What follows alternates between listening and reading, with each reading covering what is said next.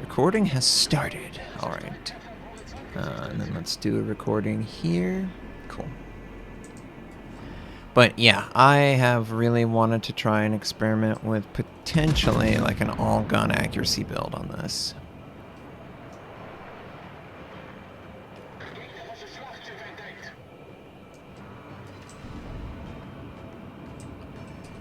Dragoon, welcome back. Man, I tell you what. NVIDIA is going to force me to stick with them. So, have you guys...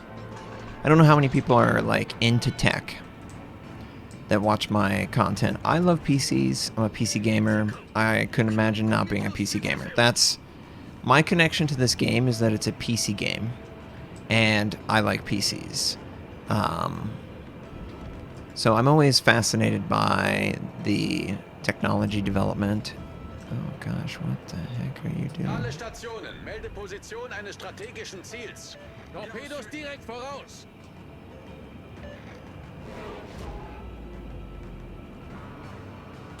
Torpedos direkt voraus.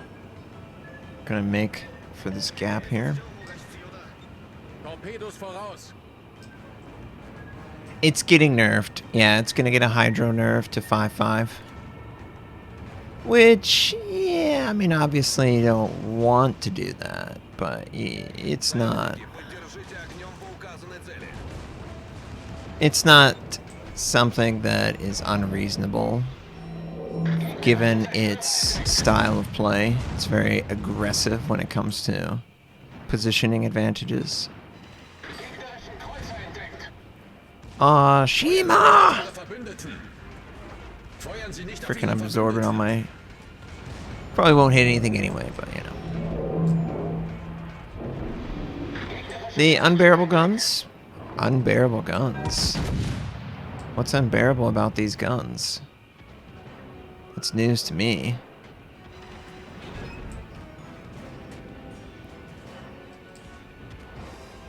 Unbreakable?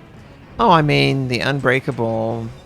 That's such a minor thing. Like, I understand where you're coming from. Like, in a purely competitive, like, esport tournament, yes, yeah. Of course, that's creating an imbalance in the design. But for 99% of the player base, you guys can't even understand, like... And I'm not talking you guys specifically. I'm just saying, like, the player base in general doesn't even have the ability to, like, understand the game play without, you know, alteration. So, like, having something immune to damage isn't really that big of a deal, because quite honestly, they probably couldn't tell anyway. Or take advantage of it. So, like, yeah. Woo-hoo-hoo-hoo-hoo. To me, it was a non-factor with the game design. You know, it just isn't. It isn't. The tournaments are not as professional as like CS:GO or anything like that. There certainly isn't nearly the amount of money. Like it was a non-issue really. It was just, oh, this is a bug and it needs to be fixed. Okay. I don't understand why it becomes like controversy. This isn't even like a real esports game. Like, we're not making money playing this as a profession. It's not an esport. It's just a game that people like to take seriously. And, okay. Woo! A little bit of a sidestep there. And I can understand that. I just don't understand why you would, like, hurt yourself over it. It just seems like a waste of time to, like, be concerned so much with stuff like that. Just, oh, it's broken. We'll get fixed in the next patch. Okay. It's not like anything in between the patches was important or, you know, to the point where you're making money or something like that. Like, I just, you know, it's fun to play, and I like the style of play, so, yeah.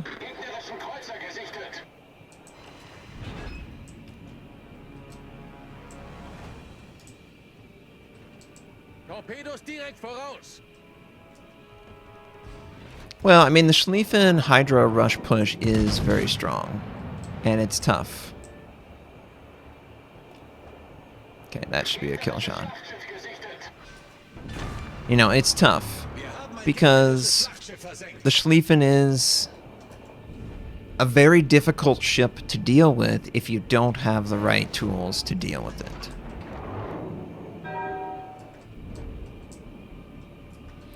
I mean, the Bismarck used to have 6 and it got nerfed. This is something that they do. They nerf Hydro range if they feel like the ship is overperforming. So, yeah, I mean, 6... Only the 52 gets 6-kilometer range Hydro. 6-kilometer range Hydro is really strong. Oh, that's a great little accuracy there.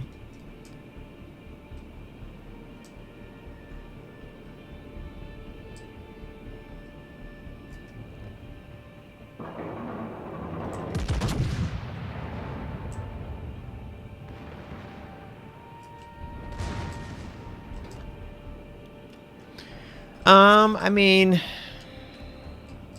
I think it's easy to say, oh, the only things that they are doing are because they make money off of them. I don't think that that's universally true or universally false. I think that they probably work on things that they feel like they can fix the quickest without making any real effect on the game. Because at the end of the day, it's a free-to-play game, so they cannot afford for the servers to go down too long. You know, it's kind of like when Texas had that huge snowstorm and they lost power. I mean, Samsung lost literally like $100 million or like $2 billion in potential revenue from not being able to generate it in the amount of time, because that's how business works, right? They min-max that to such a crazy degree. So from wargaming standpoint, they can't afford for the servers to be down because that's lost revenue that's already been captured in their minds. You know, even though it hasn't, in their minds, that's how they are approaching it. So it's important that they don't have the server go down. Whatever they need to do, it's important that the server itself is up and running. So that's the thing that's most important to them. Whereas maybe a service that isn't a free-to-play game and generates revenue actively, that's the thing that, you know, for them... Oh, is the server going down? That's the thing for them that's important, is keeping the server up and not risking the server going down with the change. And only releasing things that don't actually affect the server, so there's no risk of the server being like interrupted for a large amount of time. Yeah.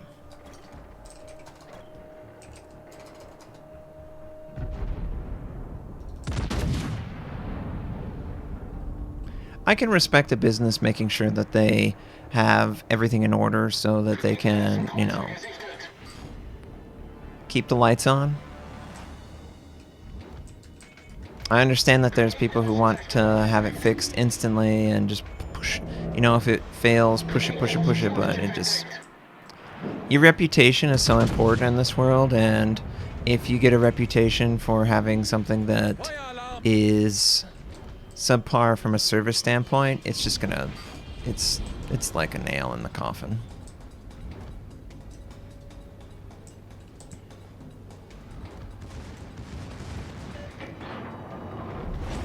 Like Battlefield 2042 will be lucky to recover the population. They've pretty much already destroyed it, and the only real thing that they can do is like relaunch. So yeah, that's the risk of like having such a horrible launch that people run away quickly. Then they won't come back, and then it takes years for people to like come back to the same game. Because there's just so many games on the market, you can't afford to drop the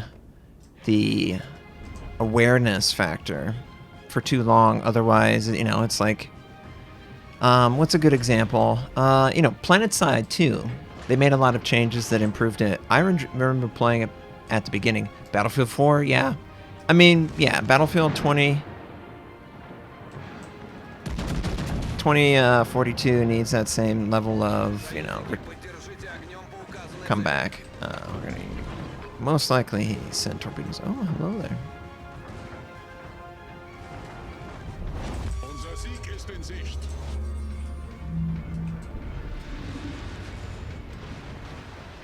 Torpedos direkt voraus. Torpedos voraus. Gegnerischer Zerstörer gesunken. Torpedos voraus. Feueralarm. I think they're gonna abandon it. Yeah. You know what I think they should do? I think they should launch a live service and call it Battlefield Portal, and it should literally be all of the different battlefields on the newest engine, and it'll have those old maps with the old mechanics and, you know, stuff like that, but it'll be on the new engine and it will stay fresh, and they'll always like update, and they can swap in and out the different eras and maps and stuff. Man, I don't know why they're not doing that crap. Like, they ruined, like, it just should be a throwback to the old and have pretty much all the different variety of options. And I think people would, like, love that. Alright, GG.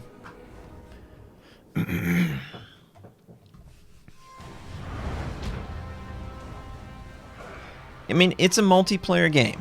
The whole point of it... yeah. There's, Maltese. Were you there too? Blinks? Did you die? Blinks.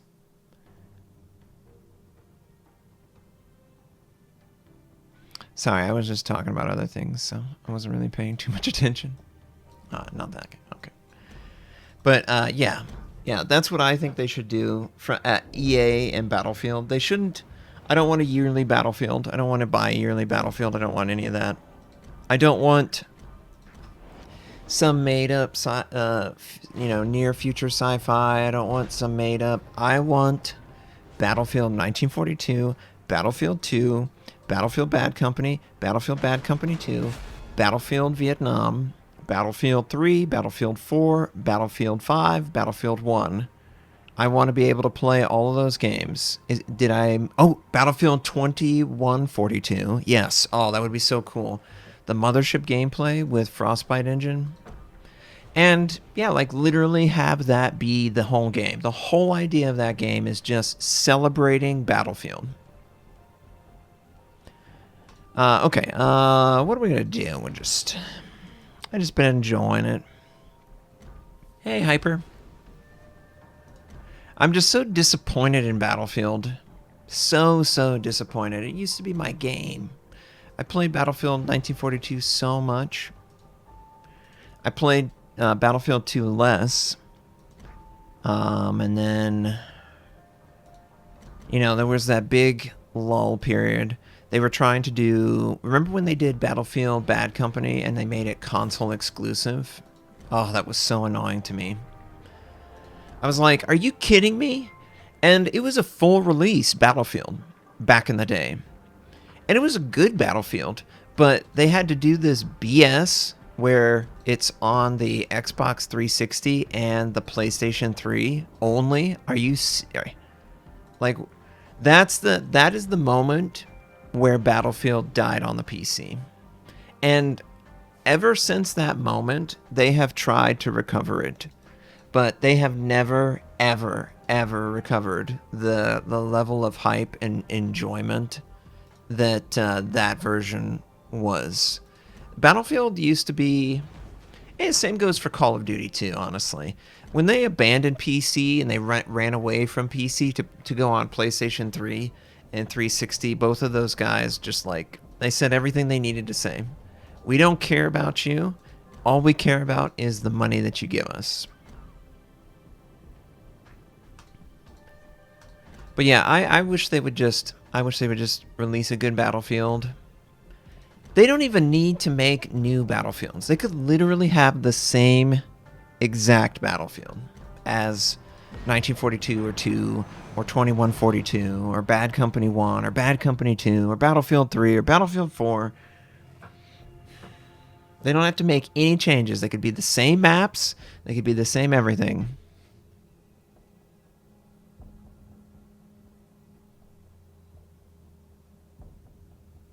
Sorry, I'm just ranting about Battlefield.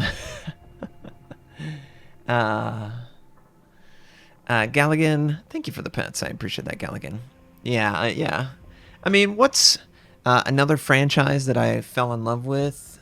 Yeah, me too. If they would do like a live service update and they would add skins and, like different equipment options, that would be cool.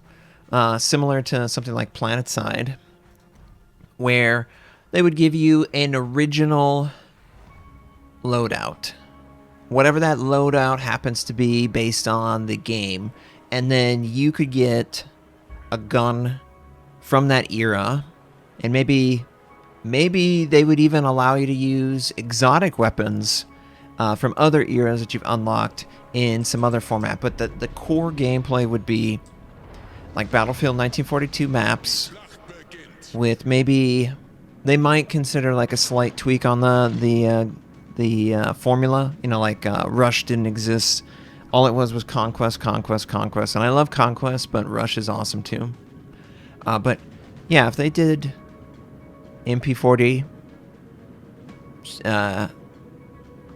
Sturmgewehr, or Carr or Thompson, or if they gave all of the World War II weapon options and then allowed the player to like customize their appearance or something like that, and make a period like appropriate. Why does a gun have to be like a pink gaudy camouflaged sticker? Why can't it be like legitimate customization options that someone might do, like metal carving or wood carving, or different wraps and stuff, different choices and like the colors that you could. I'm someone, I want it to be more grounded in reality. Like you're a soldier in the era and you're taking things that are available to you in the moment, and just customizing the appearance so that there is some level of like individualism, but it's not like something where you couldn't obtain that individualism in that era. I think they try too hard to make it like flamboyantly loud so that people are more likely to buy it, when I want subtle. I want it very subtle. Subtlety to me is way more attractive than this huge, like, overblown whatever they're trying to sell with these crazy over-the-top skins and crazy over-the-top colors.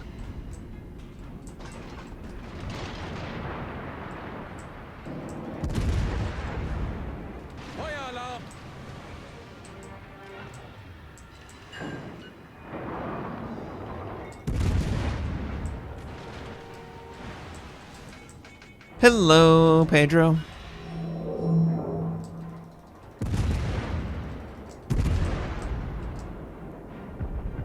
There's no reason that EA should be losing on Battlefield, though. There's literally zero reason. Combined arms, combined combat is so fun.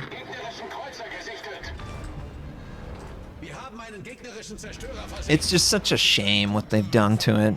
Just such a shame. But either they'll be bought by Sony or they'll be bought by Microsoft. It feels like it's going to happen, right? And if it happens, honestly, I think that would work better in Battlefield and like the established franchises than having it be EA all the way. Because all EA wants to do is sell a loot box on a yearly release game. So like that loot box is completely useless.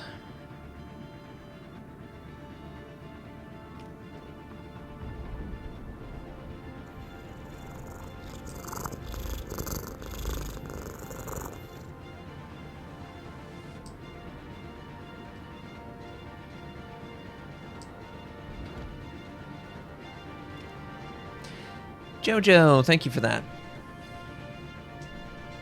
I mean, I trust Sony and Microsoft to make the games good.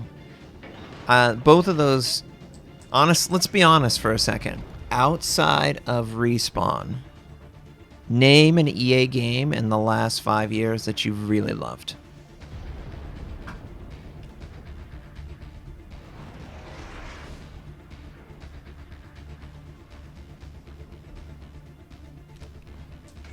How long is the stream going to be today, Roger? Probably a short stream. My son gets off work at 6, so I need to be like around her for 4. We got probably an hour and a half left.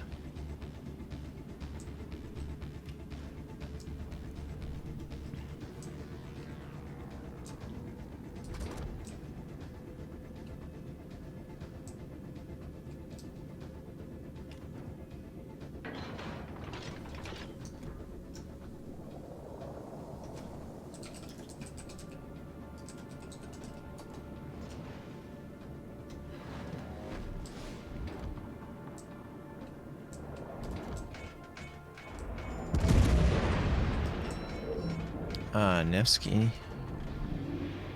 Name one game you loved on PC that was full port from console. A full ported console game.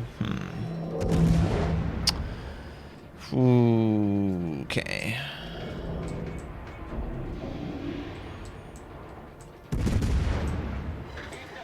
I'm trying to think of a full ported console game that I loved on PC.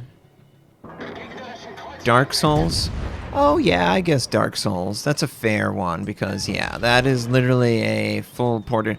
But I think that if it was handled better, it would be more interesting. You know what I mean? Jelly bean. Like if there was a 60 FPS. Jeez, the guy's just rushing. Who does he think he is? In a Soviet ship? Hey, Evil. Yeah, I like the Hindi too. Man, I can't hit the broadside of this guy's barn. Okay, both of those guys are gonna die, so that's good. I mean, in a gaming sense. Okay, King Maine Coon. Nice try, King Maine Coon.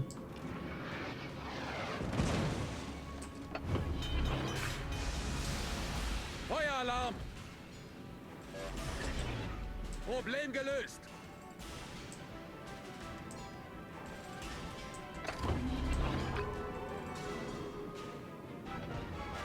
Wonder where the Schlieffen is. He must be really close. I think the Schlieffen might have gone this way. That would be my guess on the Schlieffen.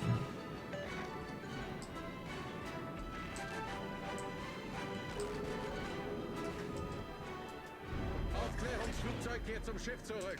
Okay, there's a Smolensk over here. Did you guys see the Valve Steam Deck deconstruct by Gamers Nexus? This was one of the things I was trying to ask earlier, but I never got a chance to.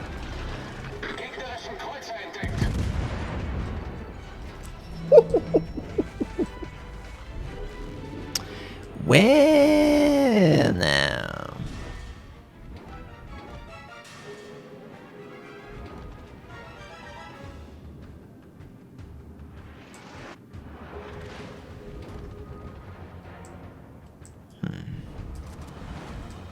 Looks pretty interesting. I think the Steam Deck is going to be a home run. You want to see the North Carolina? Yeah, we can do it in North Carolina.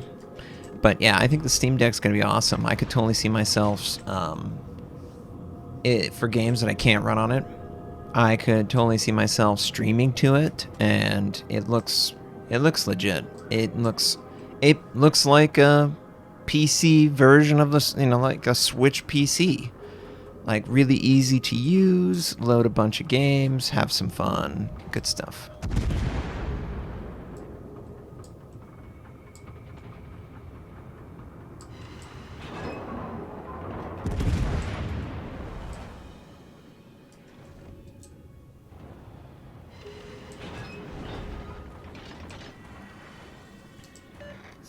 Stadia. Yeah, didn't Google announce like they're selling the streaming technology? They're not going to run their own streaming service anymore.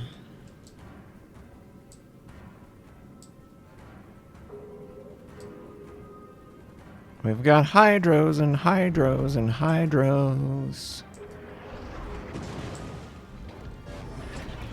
Got a conqueror. Feueralarm!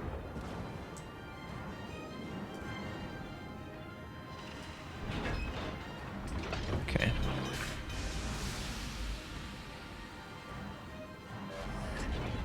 Problem gelöst.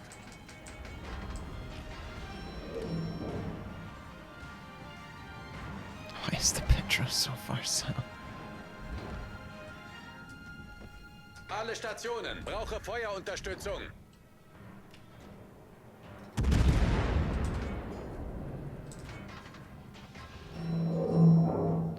We'll probably have perpetual hydro. Most likely.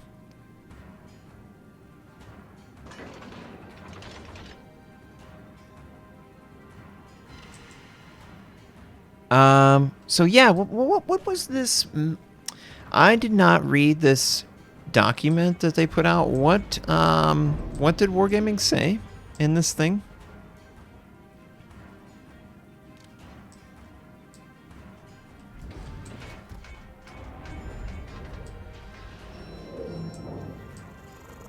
Butterman, thank you for the 4 months. Appreciate it, Butterman. Mayhem game, please. Mayhem? Sure, we can do a Mayhem. Do it after we do... What was it? We had a requested ship. Another requested ship. North Carolina. We'll do it after the North Carolina. Oh, they're going to release how the recent nerfs affected the ship.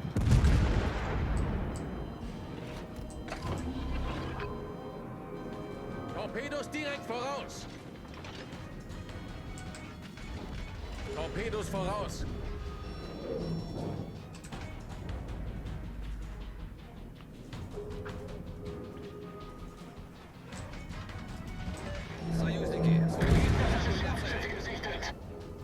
Achtung, melde Zielposition.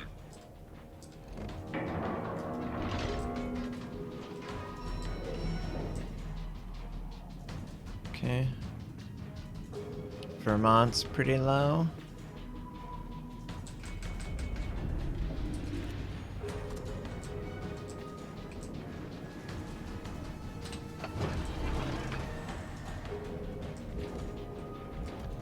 Jeez.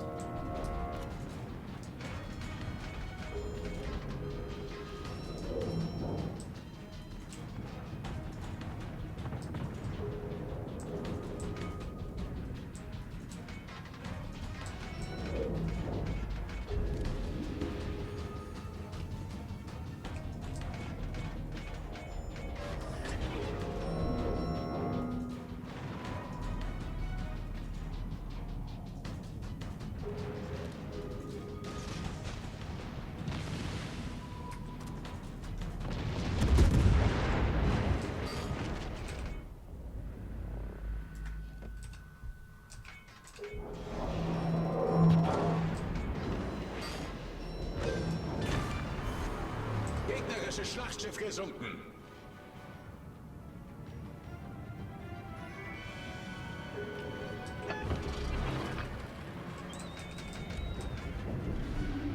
Aufklärungsflugzeug. Yeah, the burst fire. Initially filtered. Aufklärungsflugzeug zerstört. Jeez. Союзник, требуется твоя поддержка.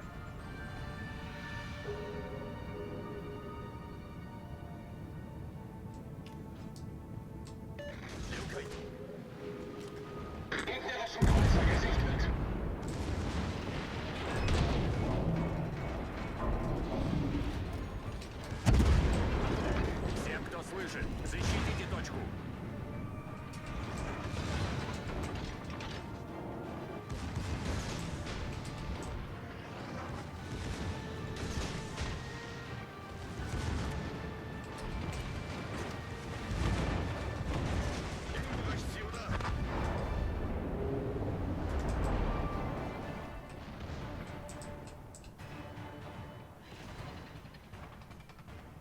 Союзники, сфокусировать огонь на цели.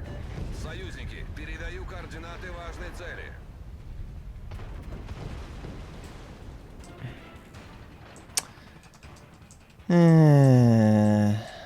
Nice try. All right, let's move on.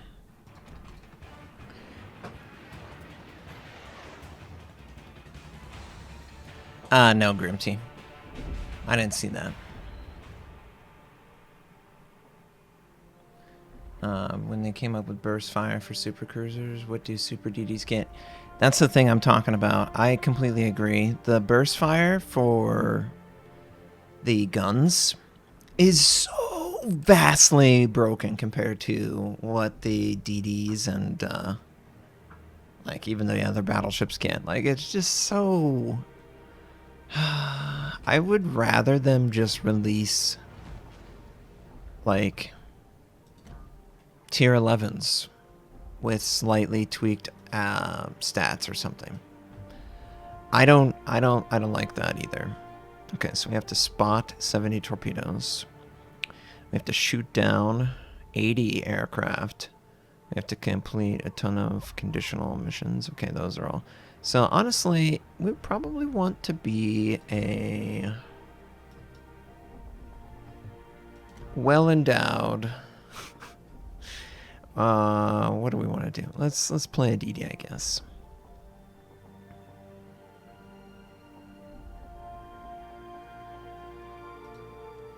Hello, Captain Haddock.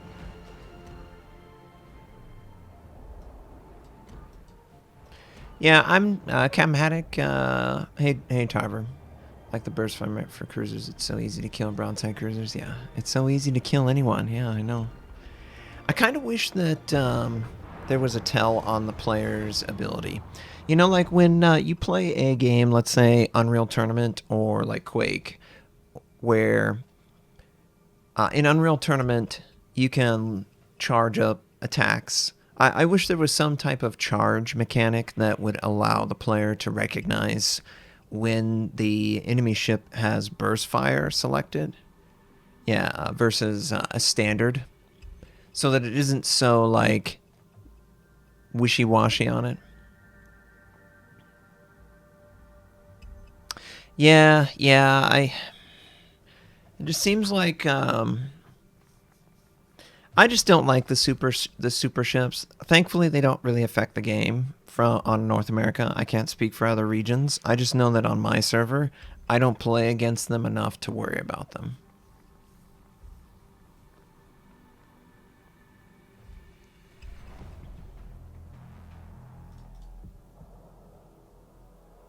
We're gonna run a 30-second cat ad. Thank you for the support, guys.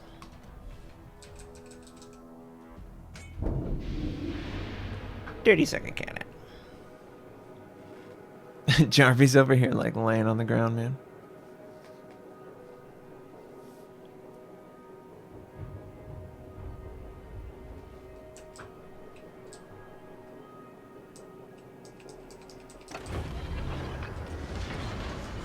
Maschinenboost aktiviert.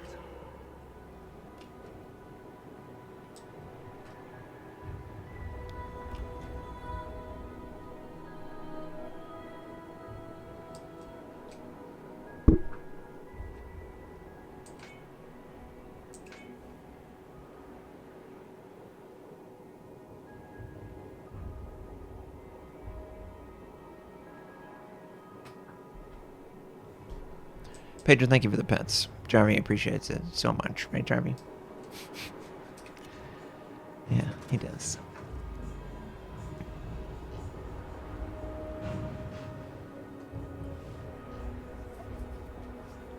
All right, so our objective is to spot torpedoes, primarily. I'm trying to get the completion so I can get, what is it, the tier 7 or 6?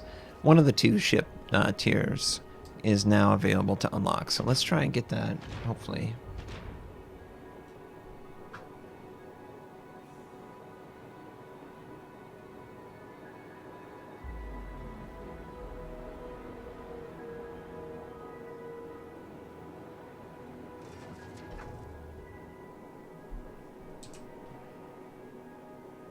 All right.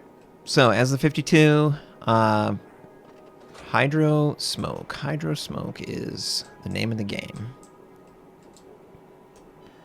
There is a chance that Wooster will pretend, or Rune, I guess. I don't think Rune is gonna like move forward. Okay, so he's like right there.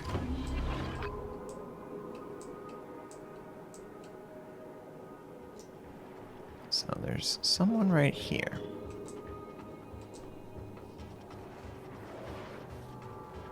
And there's someone right here, staying over there. Maschinenboost deaktiviert. I haven't actually played the Dalen either. That's another ship that I need to take a look at.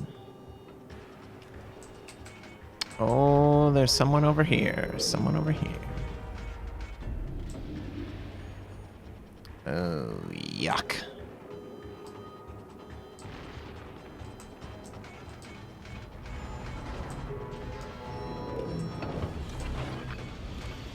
Nebelwerfer gestartet. Woo. Torpedos direkt voraus.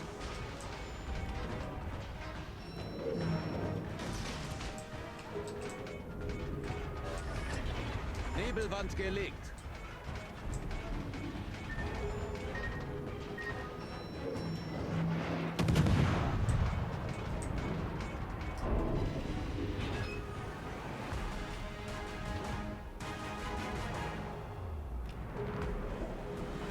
We're gonna leave the Wooster's radar effective range.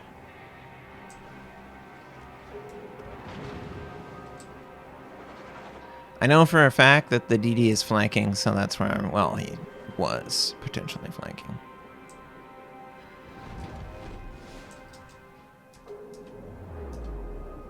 Yeah, touch his butt. Touch it! Touch the butt! Good, good.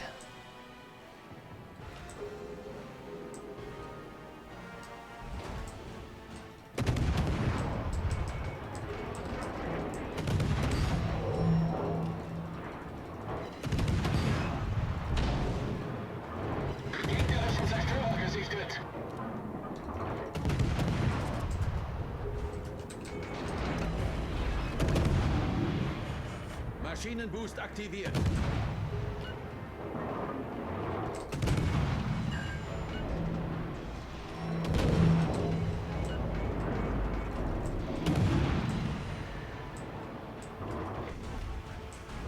Not gonna have hydro. I think we're gonna drop off. Alle Stationen Hold our fire. Feuerunterstützung. Disengage. Okay, so he fired. Cool.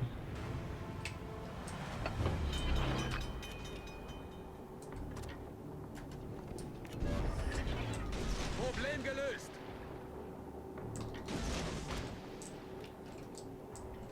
Torpedos achter aus.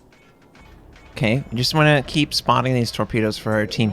Even though we don't have hydro, we can still be a torpedo bot spotting.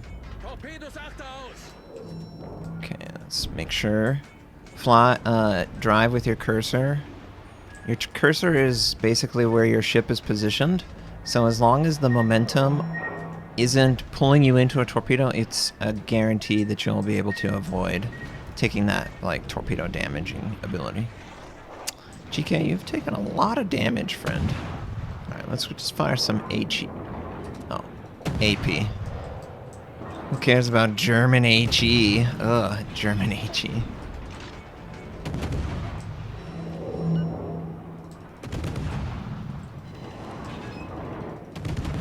How is this guy, like, allowed to maneuver this way?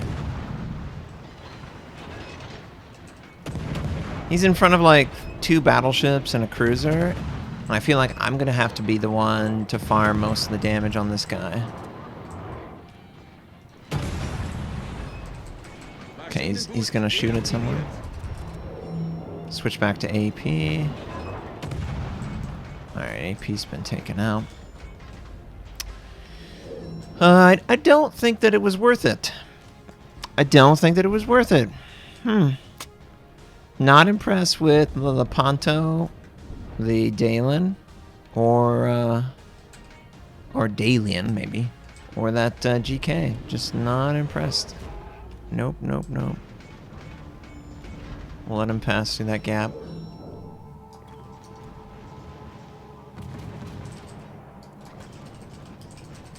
Sorry, friend. Alright. Not feeling that. I'm just going to move over to this side. Okay, we're going to help out Lepanto, Torpedos hopefully. auf Backbord. Torpedos auf Backbord.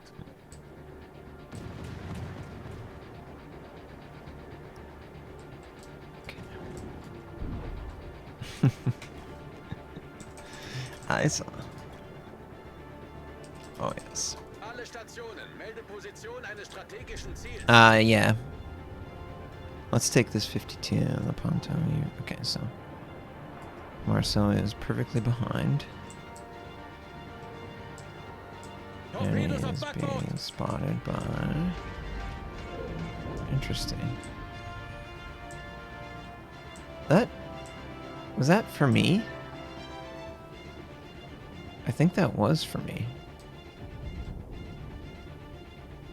I don't know, maybe he expected the Lepanto to do 180.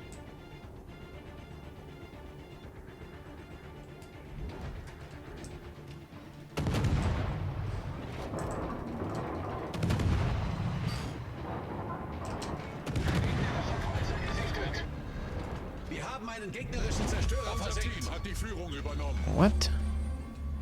There's like a Shima over here. Yeah, there's a Shima over here. Why the hell is there a Shima over here?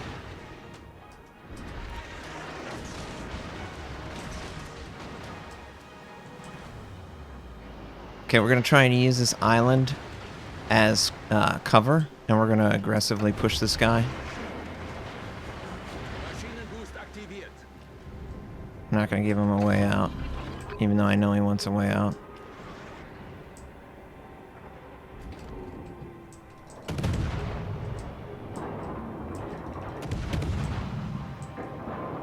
Torpedos direkt voraus.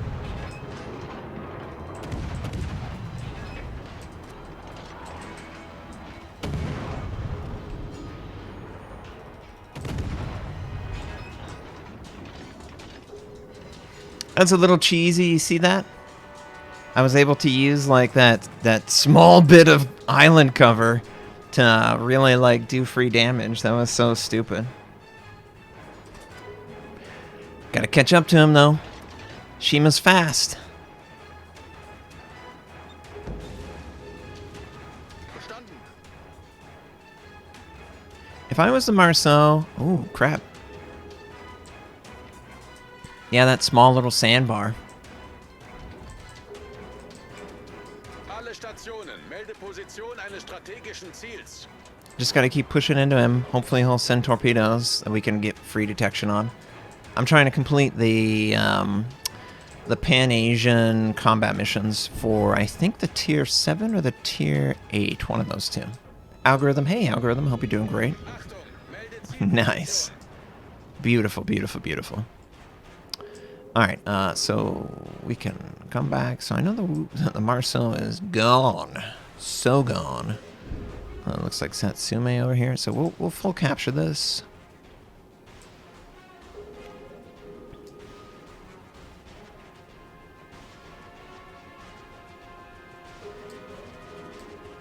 I would be shocked if the Marceau is coming. Oh, that's Stationen, melde Position eines strategischen that's not a good Ziels. thing to see.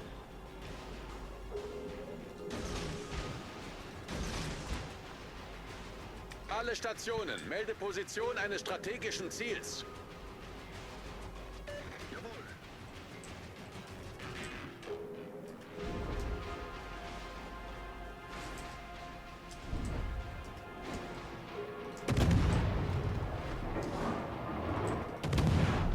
Unser Sieg ist in Sicht.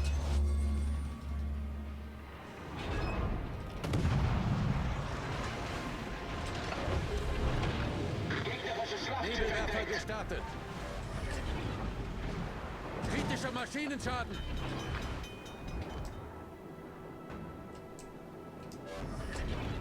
Problem gelöst.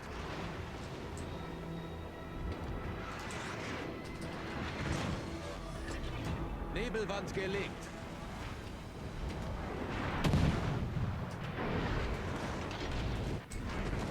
Alle Stationen. Hauptturm Feuer kritisch auf das Ziel beschädigt. konzentrieren. Kritischer Maschinenschaden. Hauptturm kritisch beschädigt. Ah. Hopefully that gets 2 kills. Alright, 1.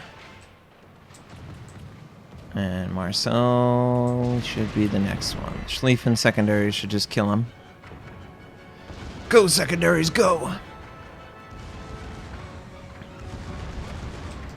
Of course he's able to clip just enough. Shouldn't be enough, though. Oh, yeah, he's dead. Alright, good, good, good. Alright, Satsume. Alright, cool. So, I think we detected quite a bit of torpedoes. Probably like 30, I want to say. That's good. That'll work out. What's another ship that might have a lot of torpedoes? Yeah, I'm just having fun while I'm not working.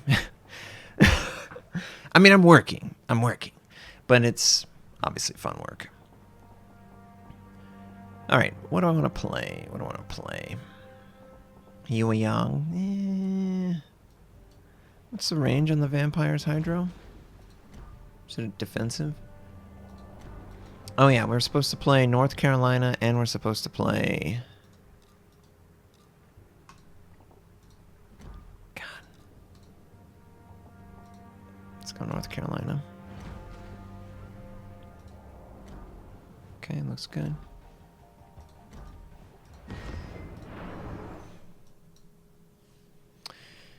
It was North Carolina, and then what was the other one? Mayhem. Yeah, we'll do a Mayhem after this. Okay. My cats are so cute. Man, they're so cute.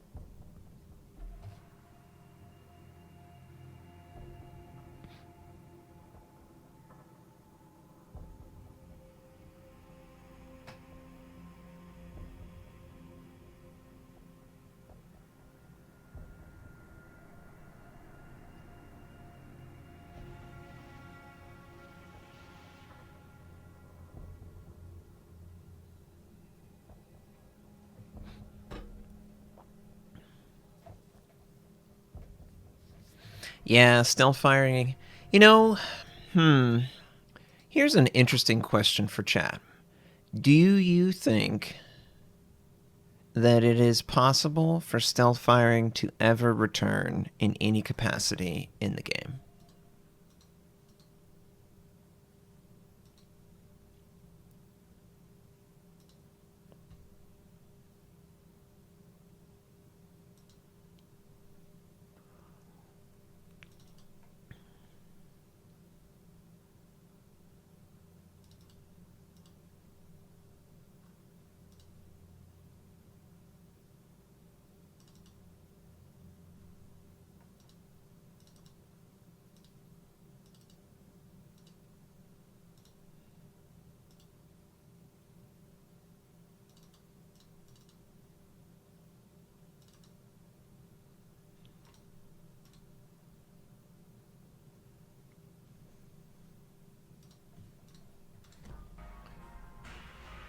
Well, yeah, it still exists. You're just using islands. That's true. There's kind of going to be some stealth firing with the Italian destroyers because of their smoke fire mechanically. So there's a lot of similarities to stealth firing and those guys. Obviously they have SAP. Obviously they have shallow range. Obviously they have slow torpedoes. So they're not the only line that can do that. But they have a lot because they can at will make their detection basically stealth whenever they're firing. Alright, this is the North Carolina in the Kings of the Sea. Pretty cool skin with the Kraken aesthetics. Yeah, King of the Sea. Gunval, thank you for that pet. Thank you for the pets for the kitties. I appreciate it. With the Atlanta just past max range at oncoming ships. Oh, was it low? Oh, okay, yeah. Yeah, you could do that.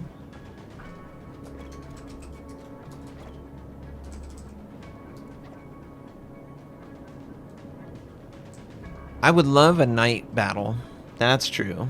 That would be so cool. So what would the night battle do? Would it just be aesthetically a really...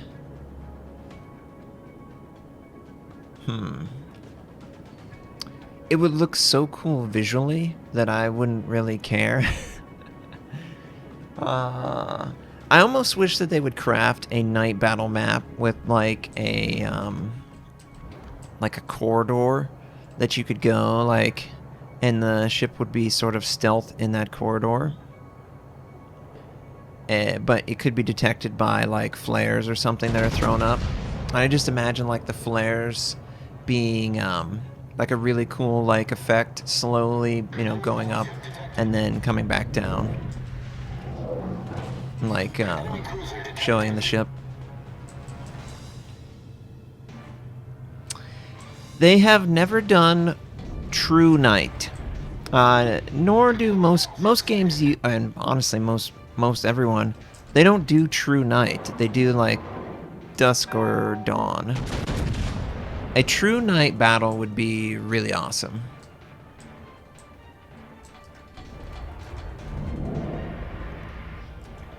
Because the cool thing about night fighting with ships is it's completely pitch black, and then like a gun will fire, and then it just lights up the whole area that has direct line. Obviously, islands and stuff get in the way, but yeah, that's the cool thing about night fighting. It was almost like night fighting. That's the cool thing. Oh yeah, I guess it would be really hard for the CVs. Yeah, that's true. They couldn't really do a direct attack by air. They would be grounded for the operation. That's interesting. Submarine would be like in a crazy great position. It's like a dream scenario for a sub. Torpedoes to port.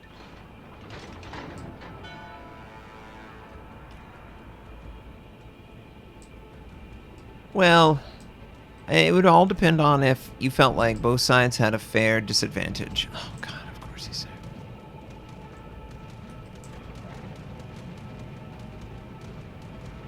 I know they're afraid to do them, so they're never going to, but...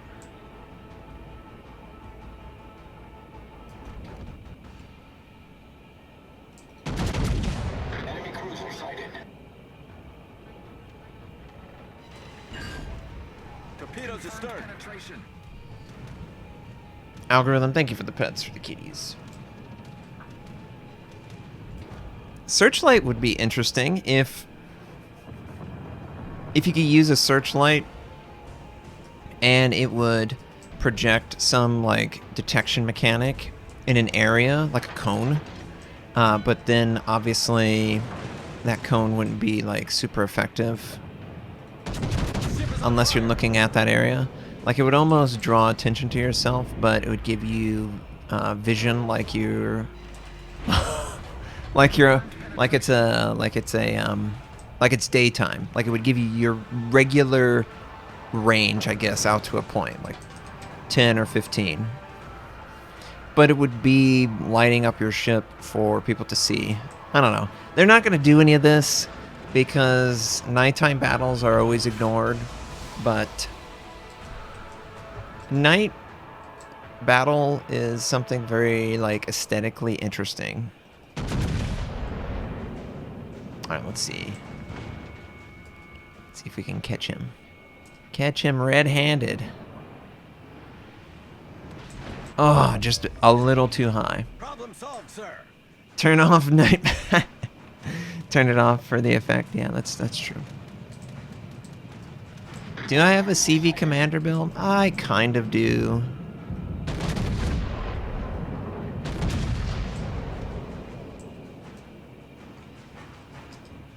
Gotta take this man out.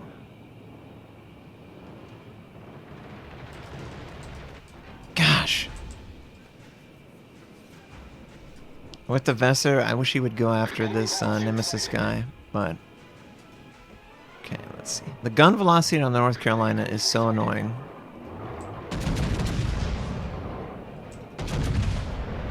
Like, this is such an impossibly hard shot right now.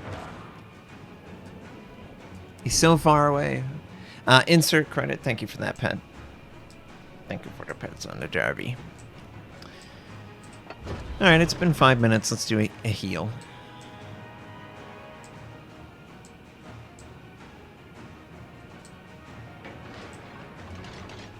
Okay, he does not want to fight.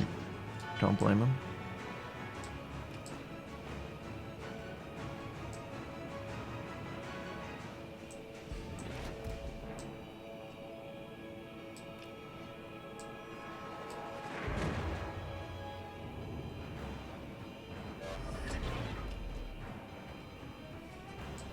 Hopefully. Astern.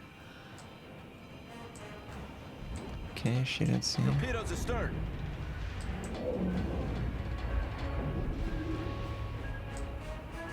I hope the Vesser is going after Budyoni. I don't think he should go after the battleship, obviously. Go after him. Screw the battleship, aircraft carrier. Like, why are you going after the battleship?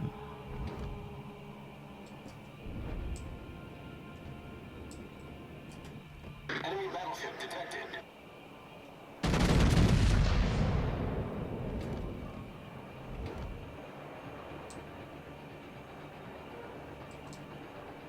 Alright.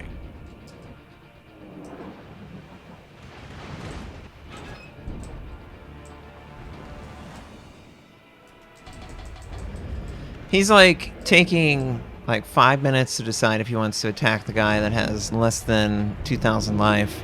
And I'm over here like, he would be my first target. I would not hesitate. I would just attack him directly.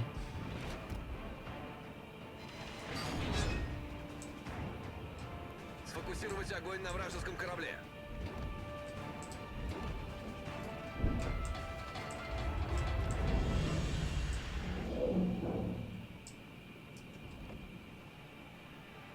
Yes, show your broadside battle cruiser.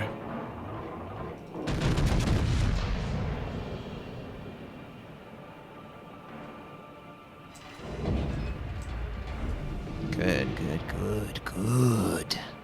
Good. Yes. Yes. A Palpatine, of course. Okay, so let's try and deal with this ugly Banshee. It would be so funny if if their name was Ugly Banshee.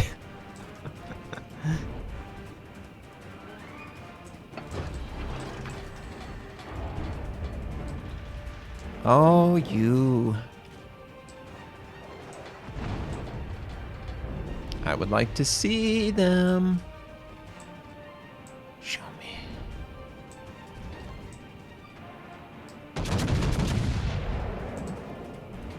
Obviously, the United States is coming this way, so I need to just like sail away safely.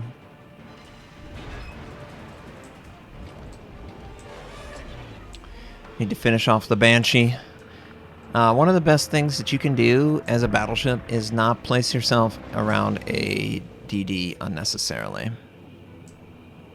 You really want to just be intelligent with where you allow yourself to exist close to targets.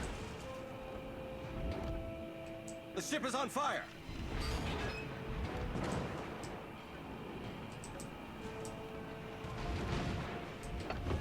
All right, we're just gonna put the double fire out.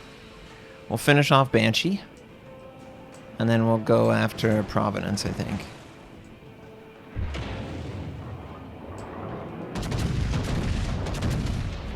Should be enough.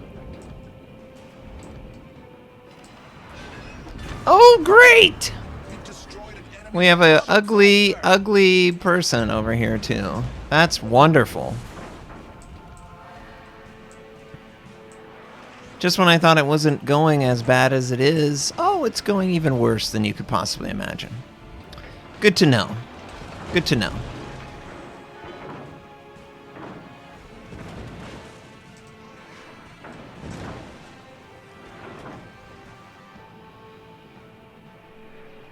The ship is on fire.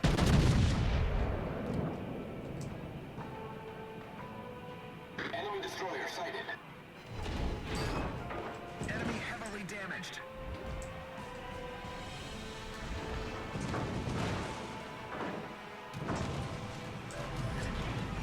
Let's just shoot that down. I was like, better shoot that down.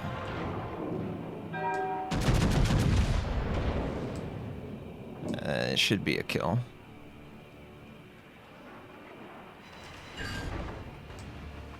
Not quite a kill.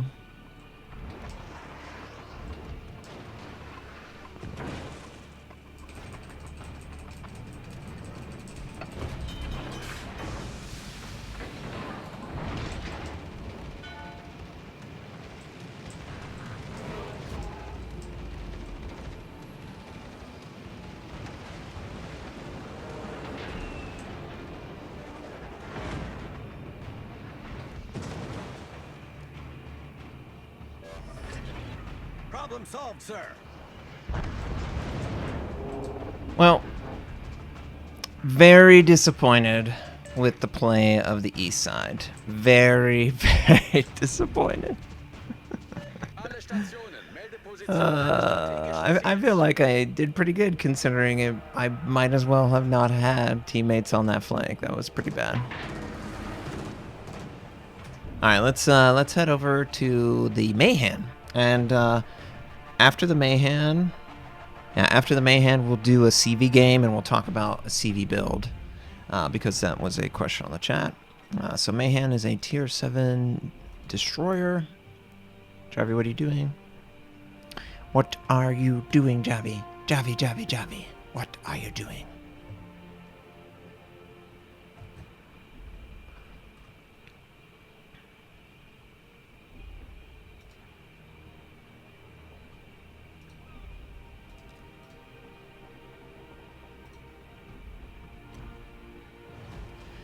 Oh yeah, he's about to have a really bad time.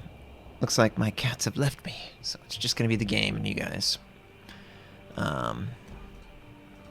Yeah, the CV, I don't know what the CV was. I don't know what the CV was doing. I don't know what the DD was doing. I don't know what the other. Does it make sense that I don't understand why people don't like unzoom and look at the minimap? They just seem to just have a initial plan and they don't change or diverge from that plan ever. Just like they needed to deal with the guys more effectively and they just didn't.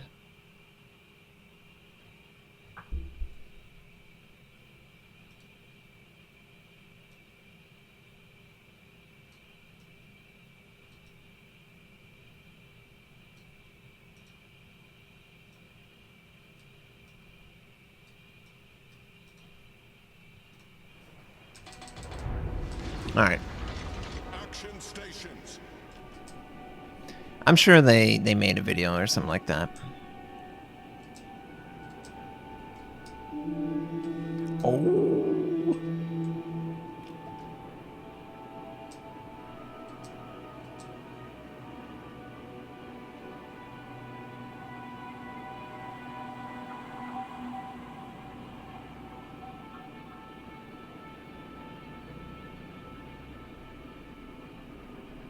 Acknowledged. Verstanden.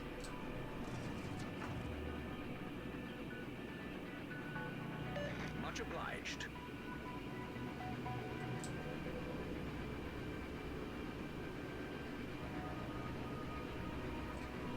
All right. I like to play the mayhem, the mid tiers, more like gunboats. They can fire over islands or near islands. They're kind of like mini American heavies.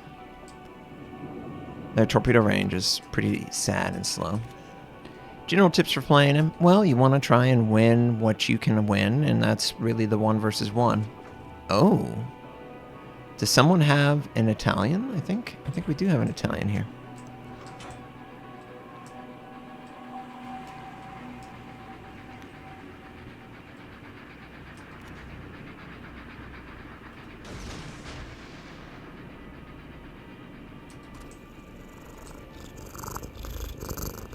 Alec Fish, thank you for the follow. All right, we're going to move up here. Okay, so there is someone closer.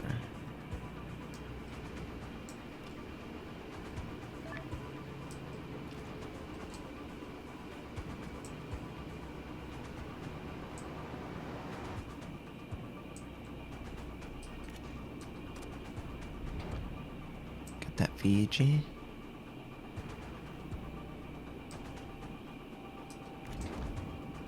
I'm gonna send torpedoes across. Try and deny that position. Submarine just sailed directly to the island for cover.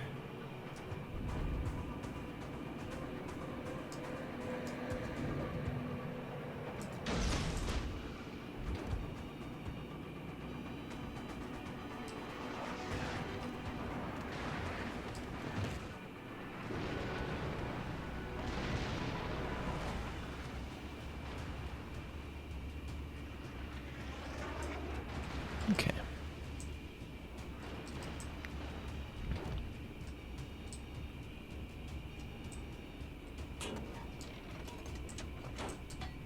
Torpedoes to port. Torpedoes to port. Smoke generator started.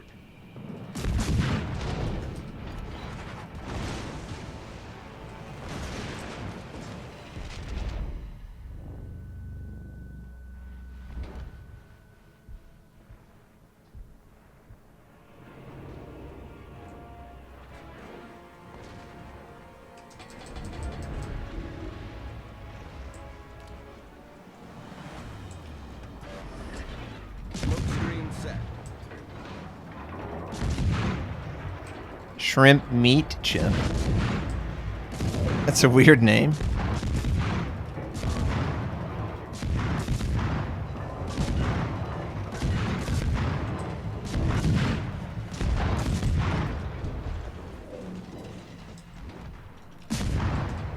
Torpedoes to starboard. Get back.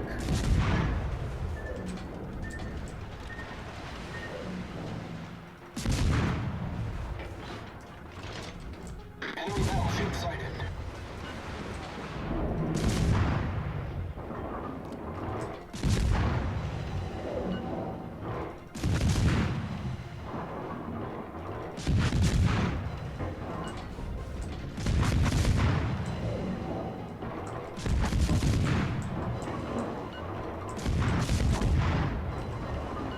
Asian Mamba is taking. Okay, yep. Here's some more smoke. Good. Torpedoes to starboard. See if I can spot outside of it. Oh, no, Fletcher.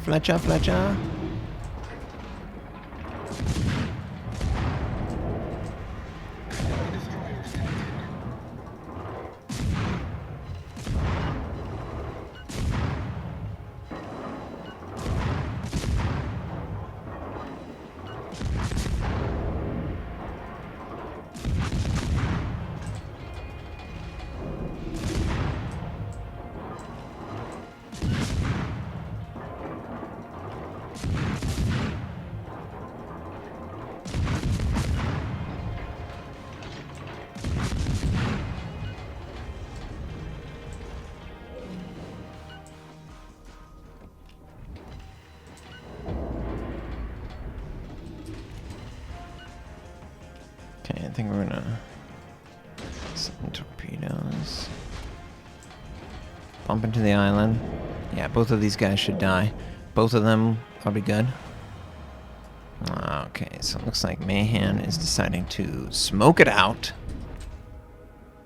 Oh, because he's getting pushed by submarine. Submarine! No! I will push you as well.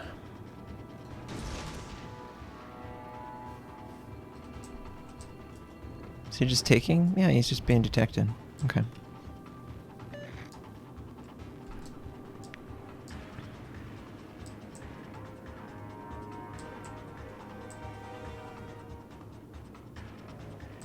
He's a mirror of me, so he should definitely be detected when I'm detected, so I don't think there'll be any issue here.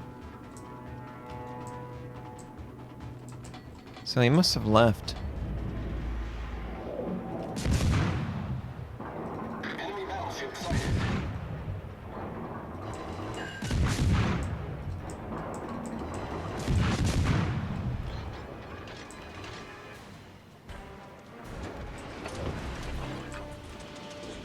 Smoke generator started. Okay, we're gonna move forward to avoid a Kutuzov shot. Torpedoes to port. Okay, one torpedo. Torpedoes to port.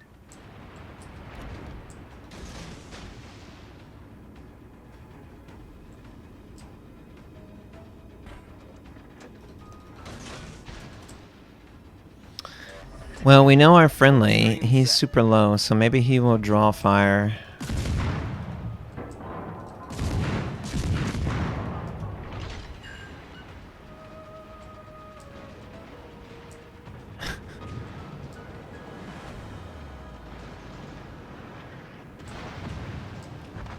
Don't fire at your allies.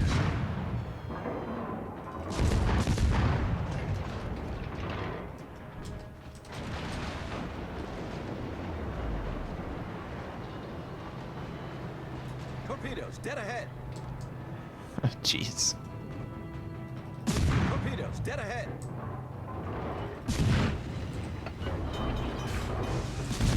The ship is on fire. Problem solved, sir. Alright, cool. We've sunk an enemy destroyer. Taking the lead. Alright, so we'll have the middle base. We'll have the middle ring. I guess the inner ring. The center, the middle, and the outer. Outer is contested. The center and the middle will be ours. I'm trying to say. Ah, so annoying. All right, let's sail over here. Oh, actually, I think they left the outer, or I guess they're just contesting. Anyone who had some cap. Oh, English is incredibly difficult, especially as your first language. It's it's incredibly difficult. All right, Massachusetts, what are you doing? Oh, that was a dirty, dirty shot there.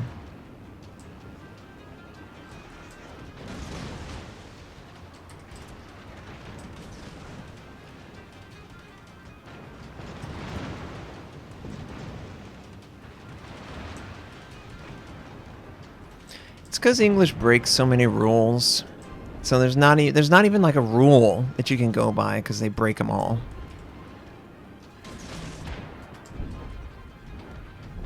Our victory is in sight.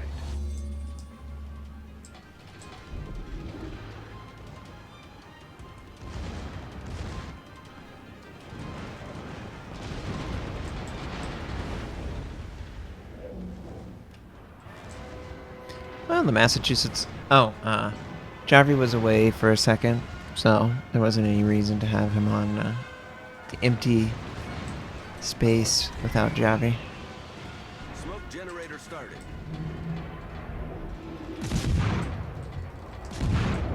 Okay, superstructure shots.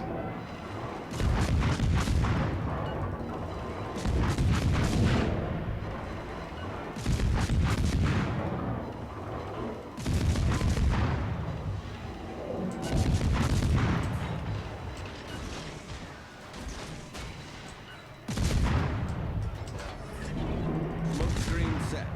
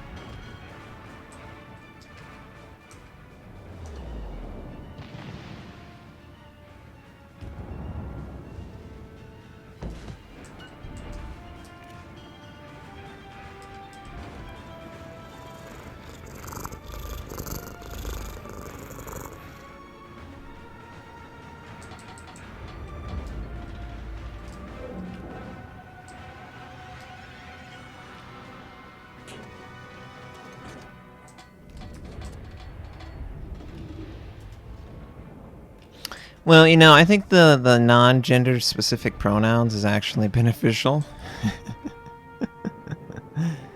In this day and age, it's very beneficial that we don't have gender specific pronouns, I think.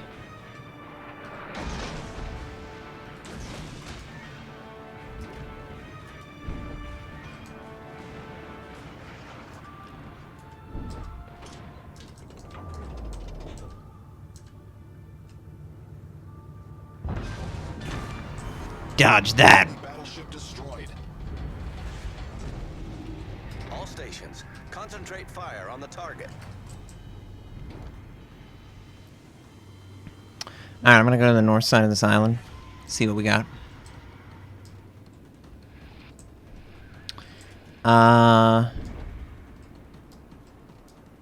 No, like, we're saying... In other languages... Oh!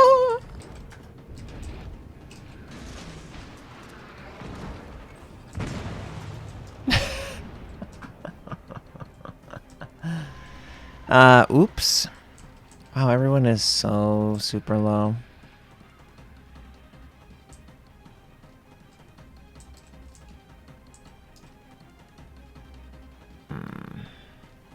I guess I should have expected that he would rush down into me.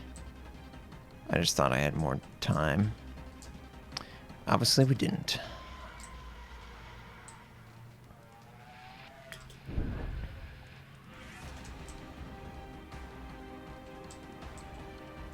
A battleship-sized gap right there.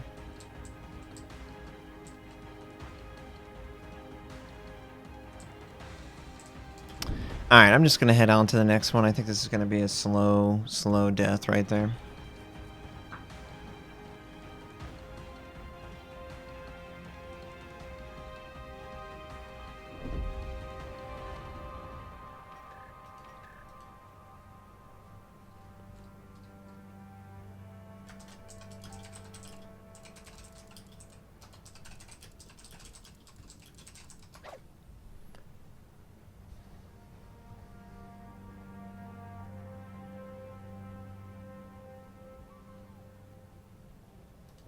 All of them?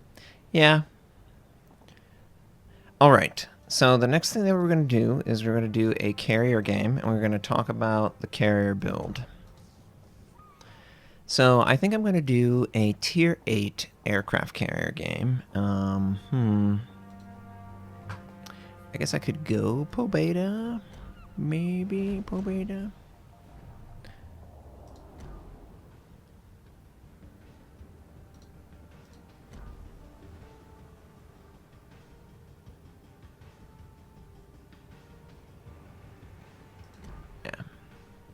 Kaga.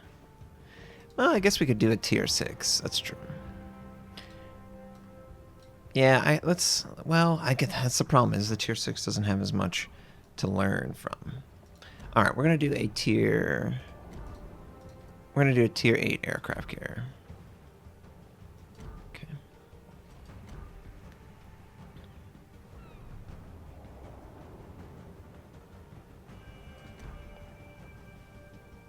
Well, it's because when you're speaking it, it's the same exact damn word. But when you're writing it, it has to be different, you know? I can't just say there. Hey, you, over there.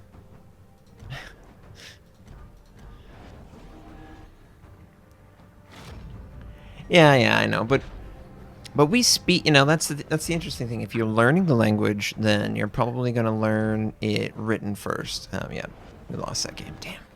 You're probably going to learn it written first. Whereas if you are learning the language as a native, you are going to learn it spoken.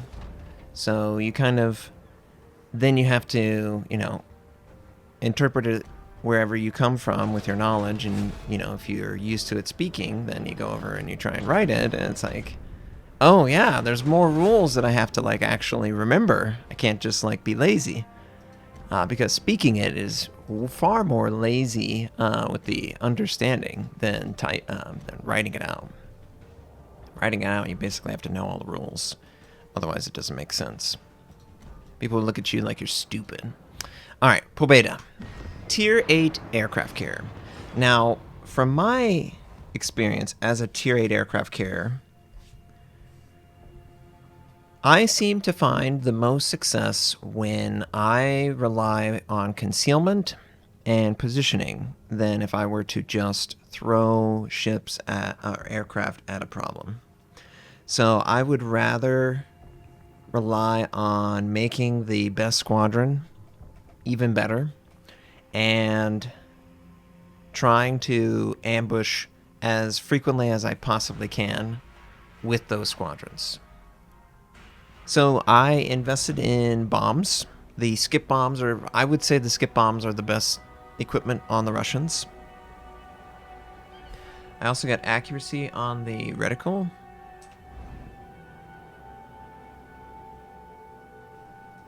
Активирован автопилот. Бой начинается! Okay.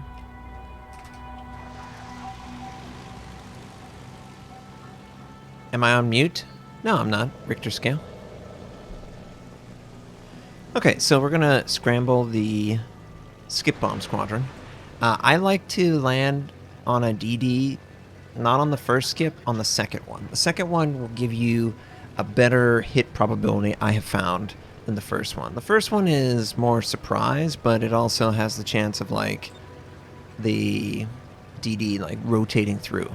But you should rely on the skip bombs as your primary against any DDs on the match. They're also really good against aircraft carriers. They're good against battleships. Honestly, the skip bombs are your universal squadron. They are your best squadron in the game as the tech tree. You can use your torpedoes with the position of the ship forward because they move so slow that they will never the enemy won't sail fast enough to deactivate the torpedoes. Wonder where the air... So one thing that I like to do is I like to slow down the progress of the opponent as my friendly is approaching a squadron, a cap. You're hearing no game audio? I mean, the audio is totally there. Guys, do you hear the audio?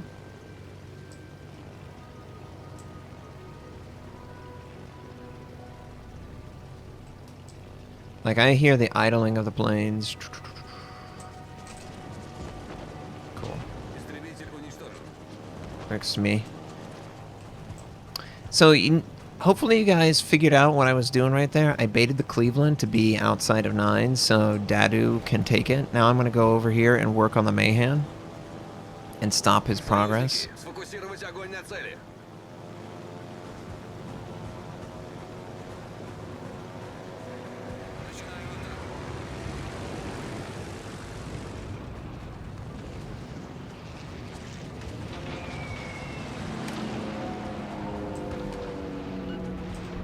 Alright, cool.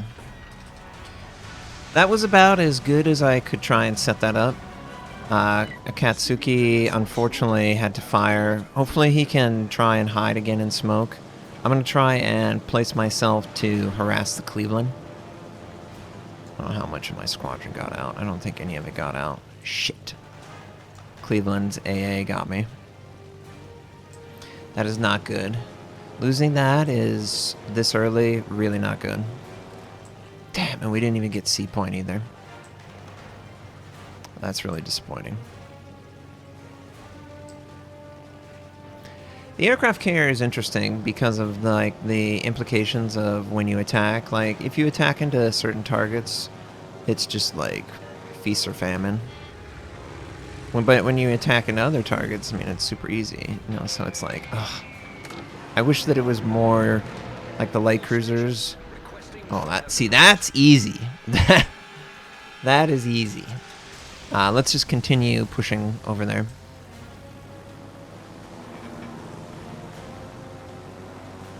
Need to somehow recharge my squadron because we lost too many. But that's okay.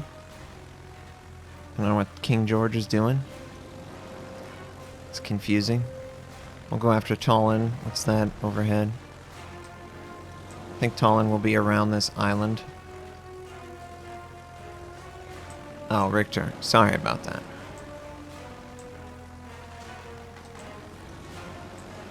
So the attack rockets are really good against targets that want to try and go stationary. Which Uncle Sam is definitely trying to go stationary.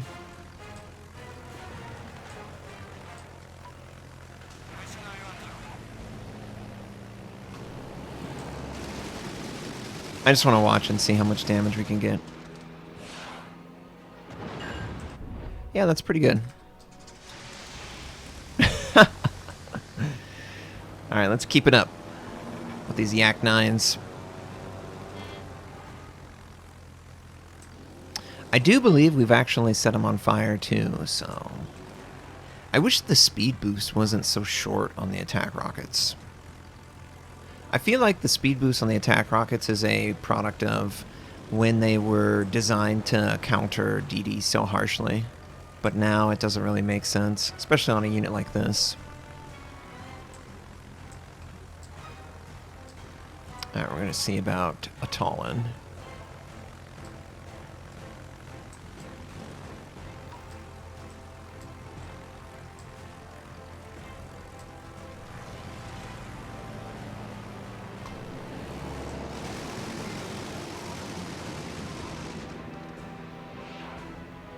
All stations, concentrate fire. Ooh, that was on pretty target. good.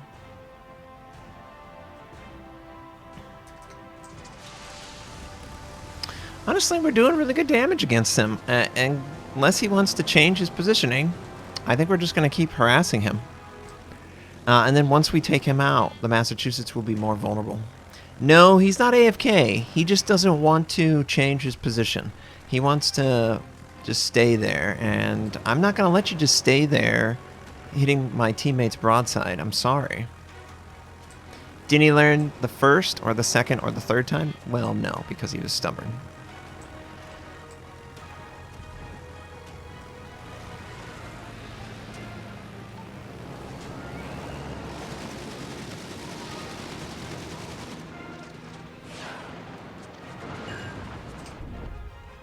Good game, everyone. Okay.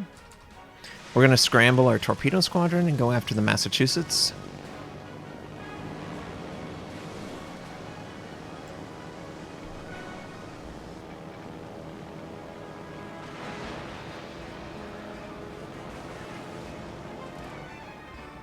I really do think that the concealment advantage on the squadron is significant and should be considered.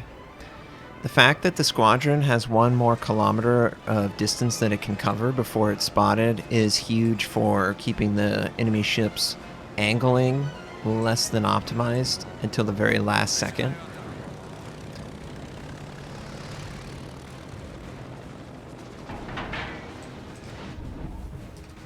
Alright, we're going to use a skip bomb.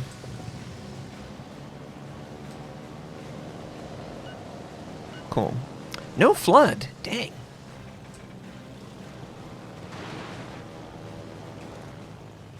This will be easier to spot for the Massachusetts, but he'll have less time to react. Let's go, let's go, let's go, let's go.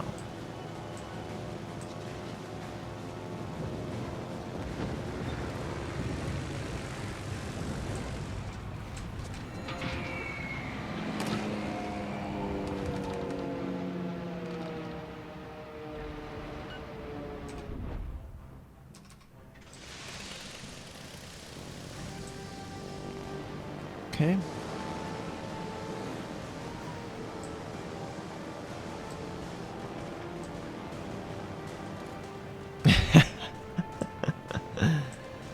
Attention.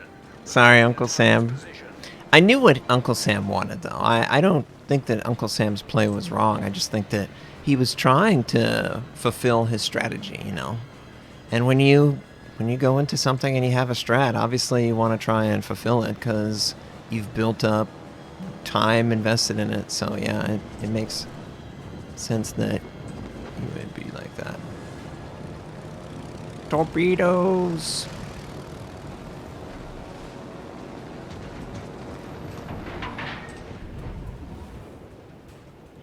Okay. We got the Marlboro over there. Did we get enough? Oh, we got a flood! Okay. I'm gonna go after the Marlboro.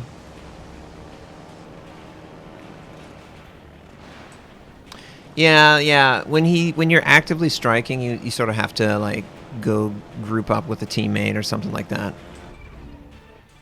And we're gonna move a little bit away from the Scharnhorst because I don't want to reward his play.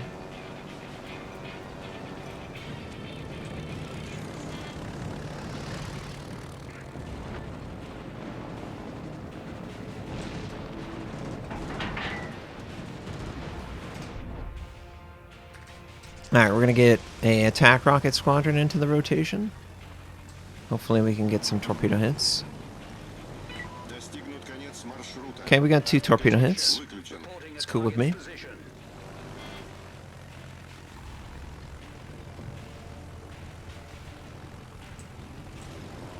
Crab King.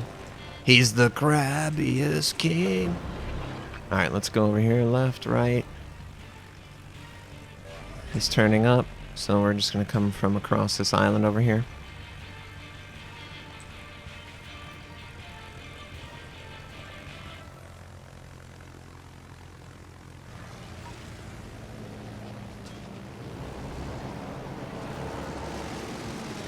Oh, this is going to be good, I hope. Yeah, that's pretty good. Need to place myself. Notice the position that I've chosen. Normally in real life, the carrier would have to launch with like wind being considered for ideal conditions to give him more lift or not. You don't need to do that in the game. So you should angle your ship so that you can retreat but keep as close to the front without being detected as you can. Marlborough looks like he wants to ram the sign up, so I'm just going to try and rush in and stop that. Or he's just going to show his side.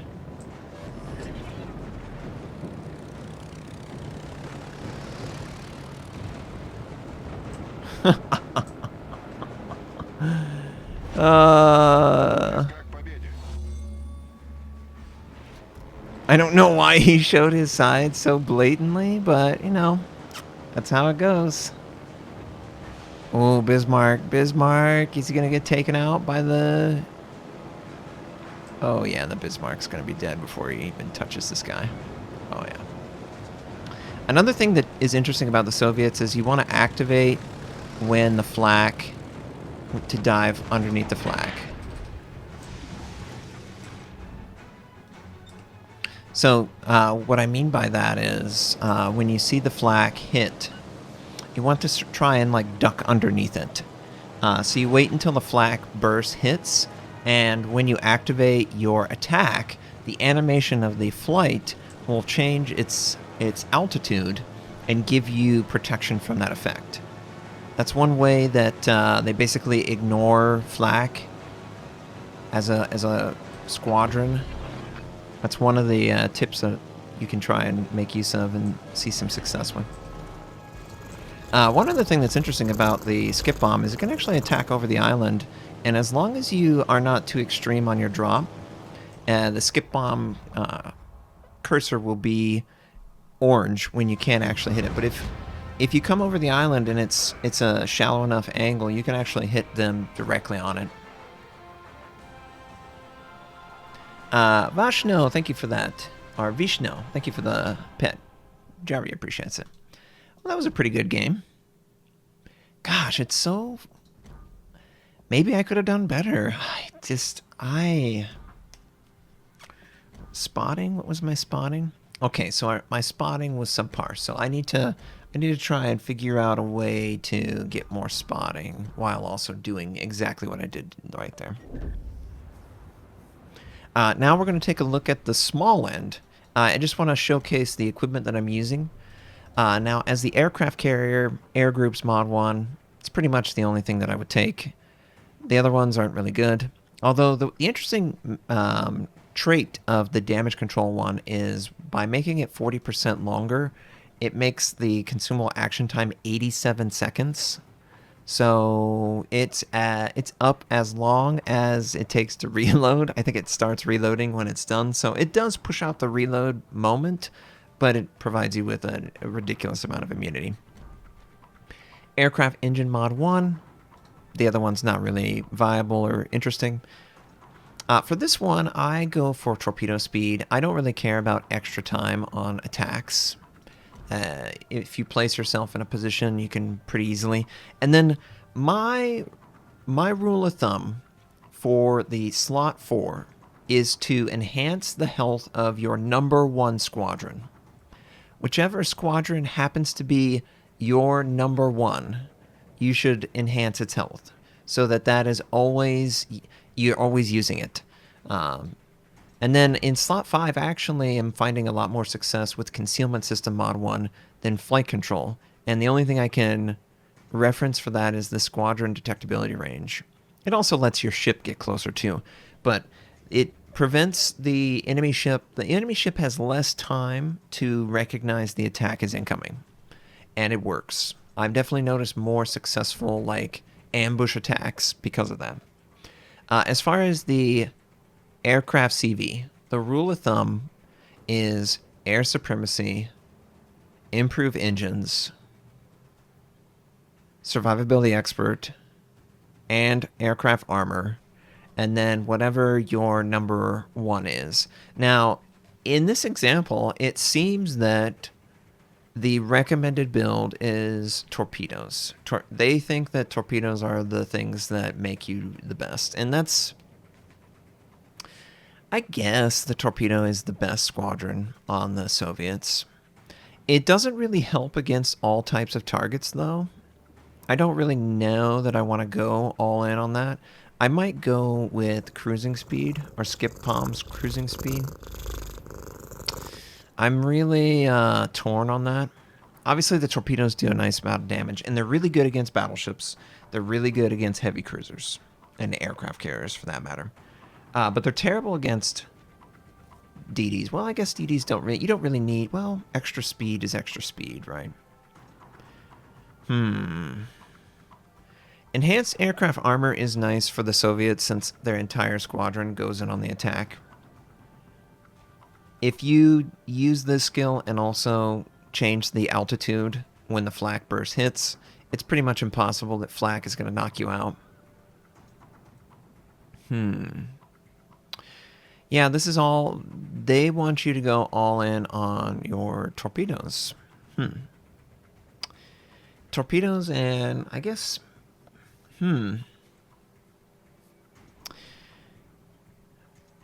Maybe site stabilization isn't worth it. Because maybe I could go this...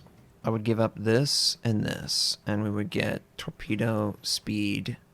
More torpedo speed, which would be nice, admittedly. That'd be really nice. You know, Stoner Panda, thank you for the tier 3. I really appreciate that, Stoner Panda. Stoner Panda, I love that. You know, interesting. I don't know if I want to go all in on... See, this is the thing. The aircraft carrier can go more all in on damage than the others, because obviously your ship is not at risk. So the continuous effect is 10% continuous damage. That would probably end up being like 500 health.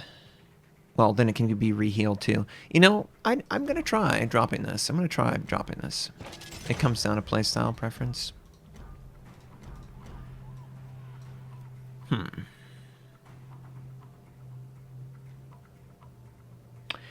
But if you can't get your sight stabilized in time... See, this is the all-in damage build that they want you to do. Here, we're going to... Just because I'm very interested to see how different this plays, I'm going to play it right now. So it does look like it wants the torpedoes. Okay, so it wants me to use torpedoes primarily if I can. I guess we could add more flood. Yeah, let's just see best case scenario. Best case scenario, we add flood damage. All that stuff. Okay. We're going to take the Pobeda out again. I just want to compare and contrast the slight differences. Unfortunately, the aircraft carrier commander skill tree is not well developed. It's probably the second weakest one that's available right now and the third overall. I would say number 1 is Battleship. Number 2 is destroyer. Number 3 is probably the aircraft carrier. Number 4 is cruiser, and number 5 is submarine. Submarine's commander skill tree's just horrendous. Just absolutely horrendous. Активирован автопилот.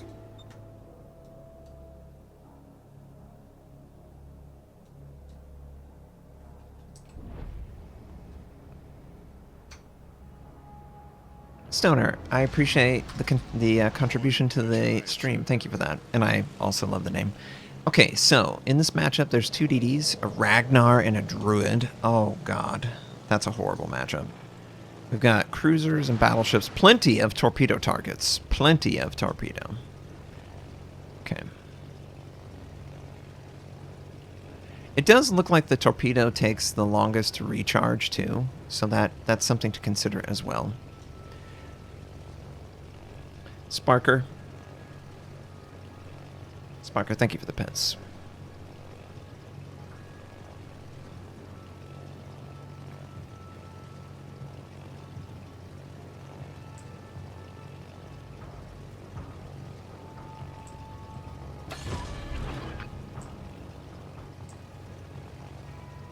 Истребитель взлет произвел.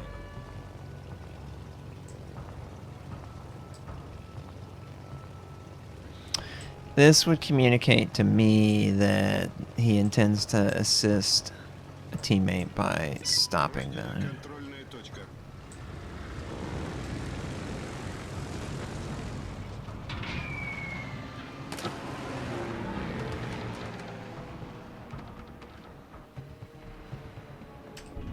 Okay.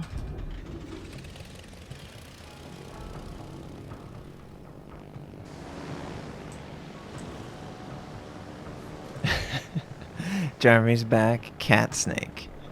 Wow, the kitty cat snake. I'm surprised that you know her nickname.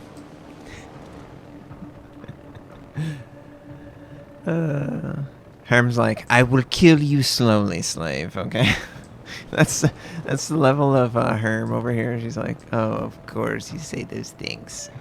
You don't know how much that hurts, Dad.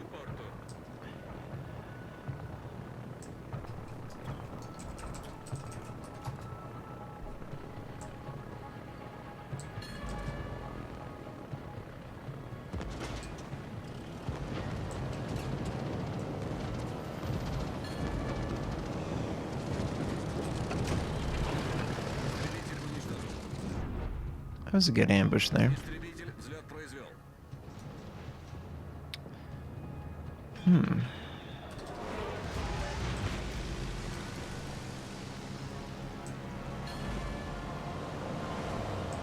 Достигнут конец маршрута. Автопилот выключен.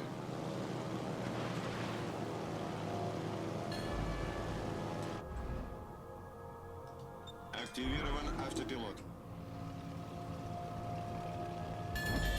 Attenzione, segnalo la posizione del bersaglio.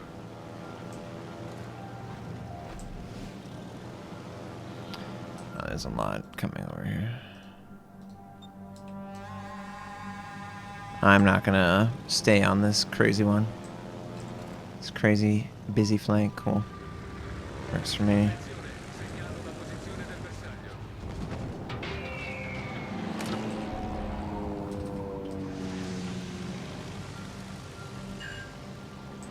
We got 3 fires, that's good. Keep it up.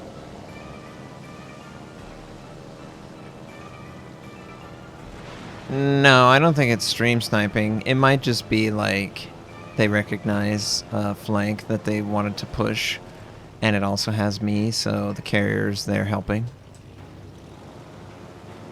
I mean, whenever you recognize that there's a carrier on the flank, you should consider incorporating your...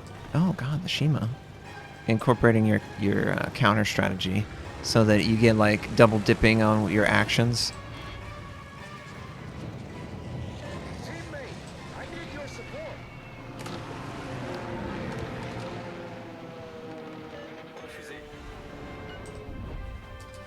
Okay, we're gonna go torpedoes.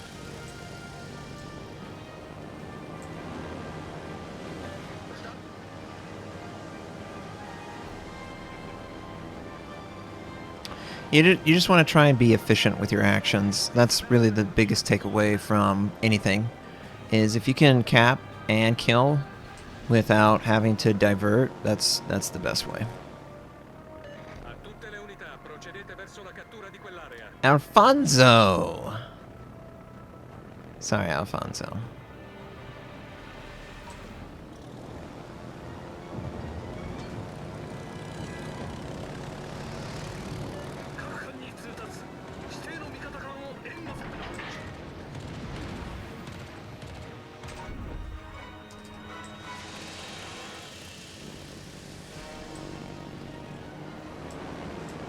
Okay, we got 3 torpedo hits. That's good.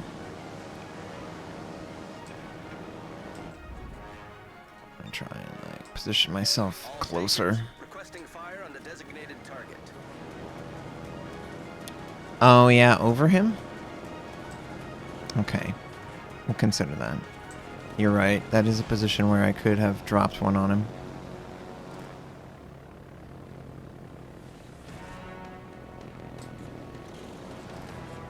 All stations, protect that target.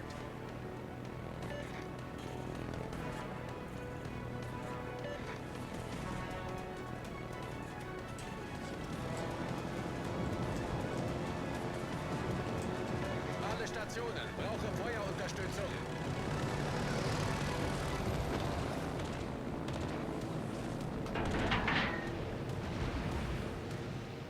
Should be good.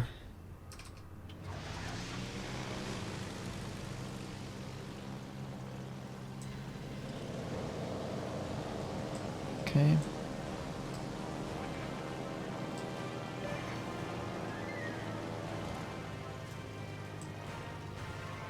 And we've lost so many of our torpedo squadron. Достигнут конец маршрута. Автопилот выключен.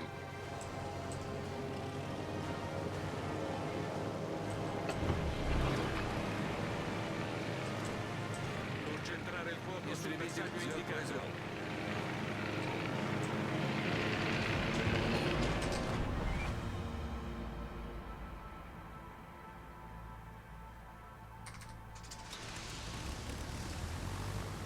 Attenzione, segnale. That was a mess up there. War Thunder, thank you for the pet. Appreciate that.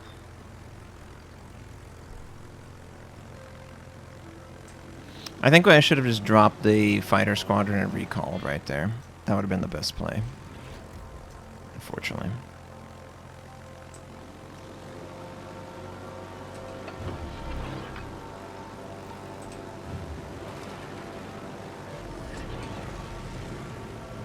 Истребитель взлет произвел.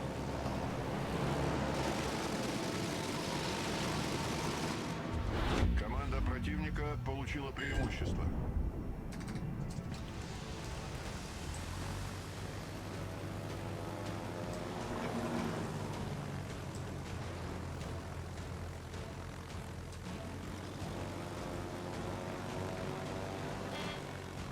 Okay, cool.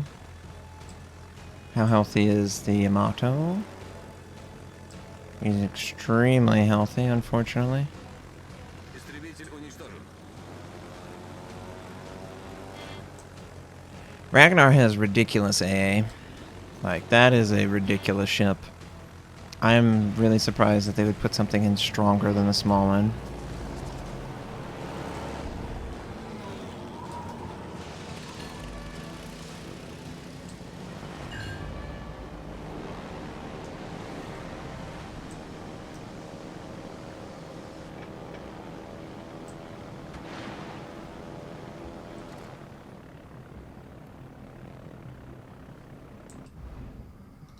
Активирован автопилот. I mean, I guess that's true. He's a tier 10 and I'm a tier 8.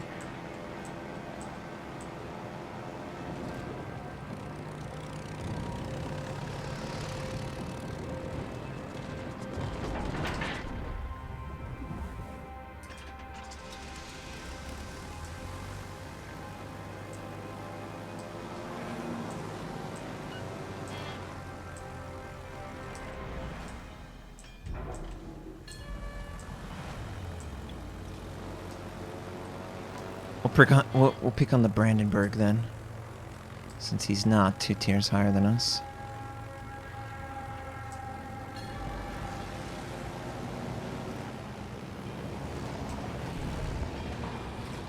Автопилот выключен.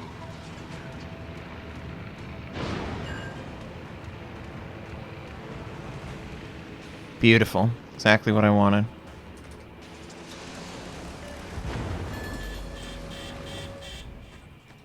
Активирован автопилот.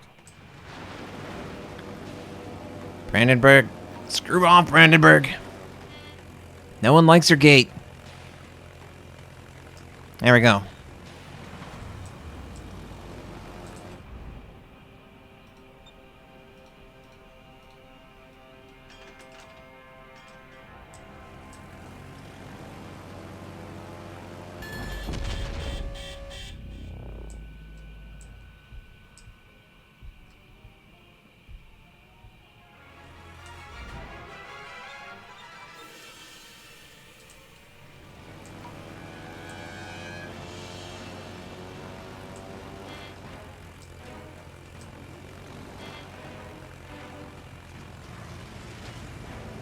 Истребитель, возвращаюсь на корабль.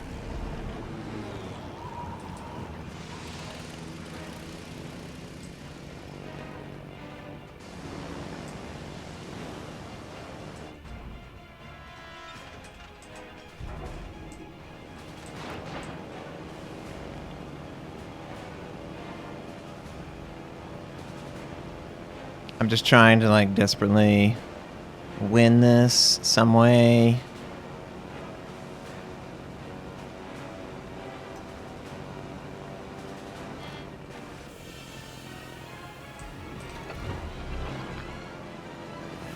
One thing that we can confirm, though, is that there's nothing here that can hurt us. The Buffalo and the Ragnar have both diverted from the Amato, leaving him vulnerable. Истребитель взлет произвел.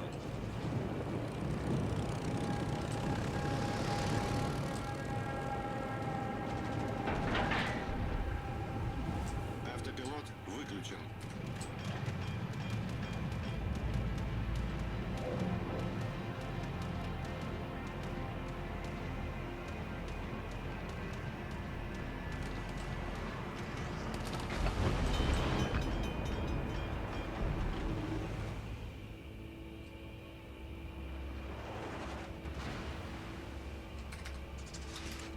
Gosh. Активирован автопилот. Whew. Aircraft carrier, screw you. Alright, let's go after Yamato.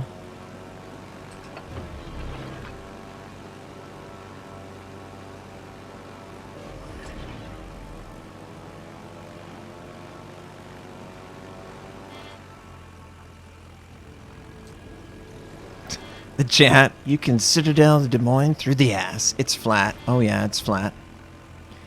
Des Moines does not have a lot of junk in that trunk. It's as flat as a pancake.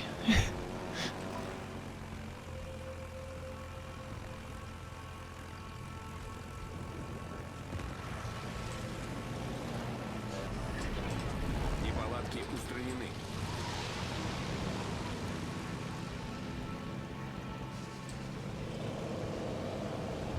Команда противника получила преимущество.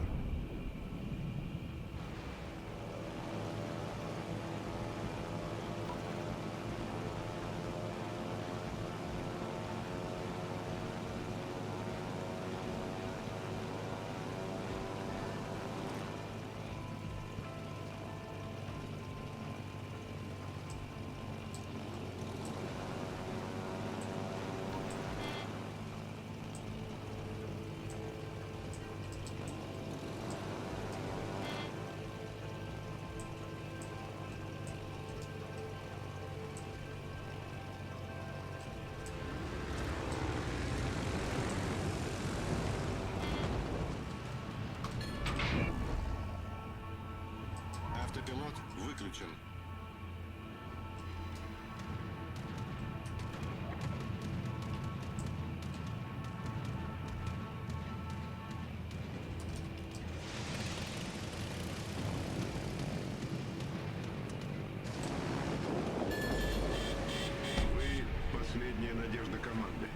Dang it.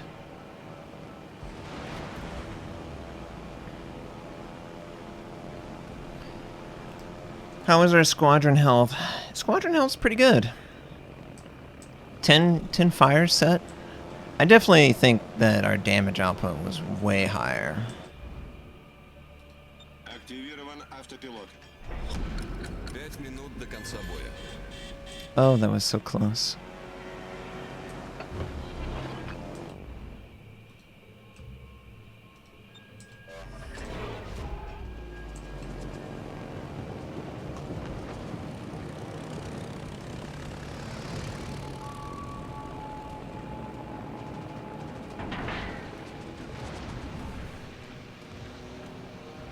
Hopefully this is all fine.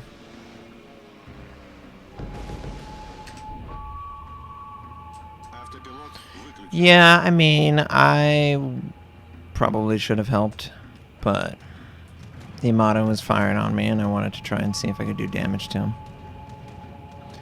And how fast we killed him, honestly. We don't really kill him very fast.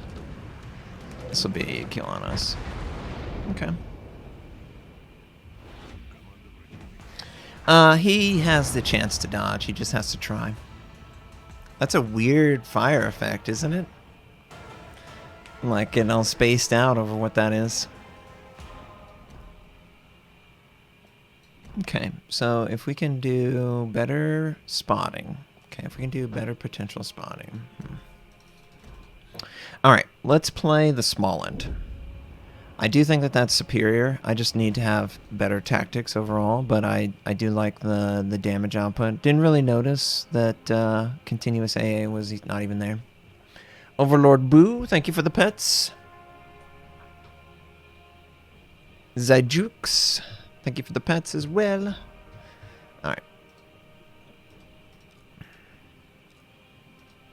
Am I going to play Ryojo? I'm going to try. I have enough time to hopefully play both, so let's just do it. Go, go, go, go, go. Small and then Ryojo. Tier 10, small M.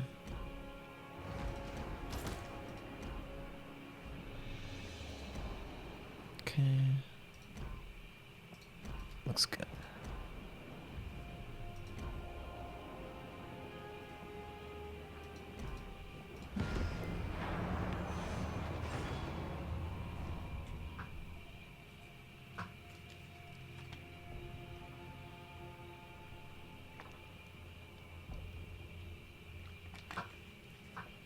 Yeah, I like Smallin. I think the Smallin does well. The fake Polish flag? Yeah, it's not a fake Polish flag. It's my legendary commander. Don't you remember when the Poles commandeered the Swedish ships in the 60s and commanded them?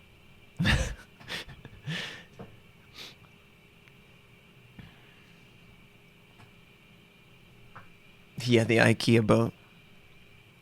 Alright, we're going to run 30-second ad, and then we'll get into the match.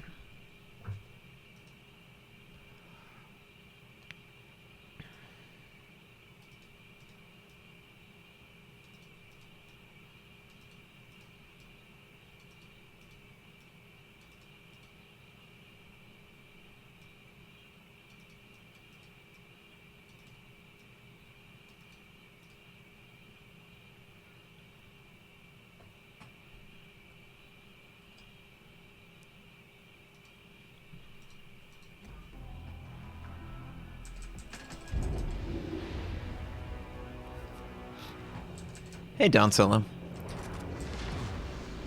Action stations. Good luck and fair seas.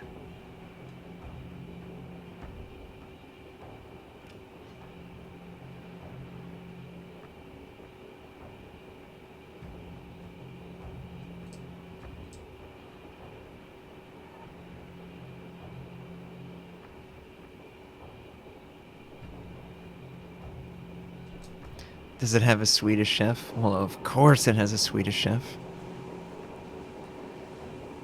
It has a Polish captain with the Swedish crew and a American commander, whatever. if I had the second flag, there would be an American flag here. Well, the tri-pendant. So it would be American, Swedish, Polish. I wonder if, like, they'll allow you to have more flags in the future.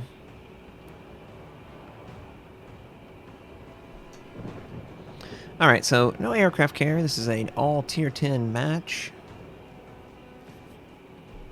There's a Marceau, 52, Vampire, Smolin. So Smolin, mirror me, 52. We should be able to use our radar against the 52. That's good.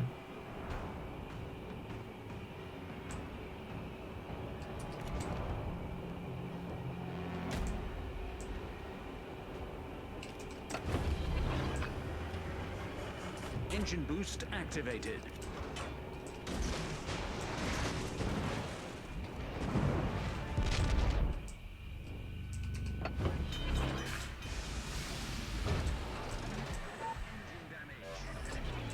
Problem solved, sir. Fire. Critical engine damage. Well, this might be a really quick game.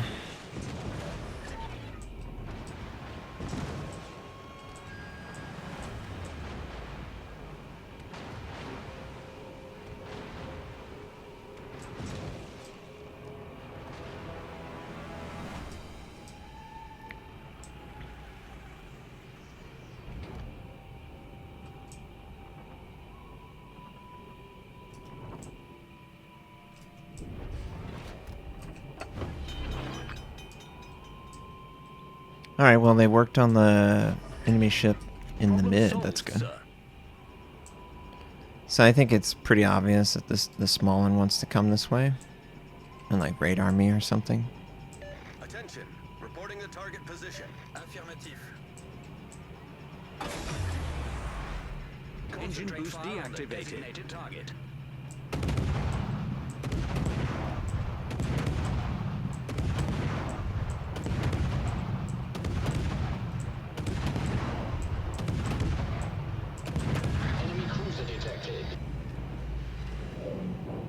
All stations requesting fire on the designated target.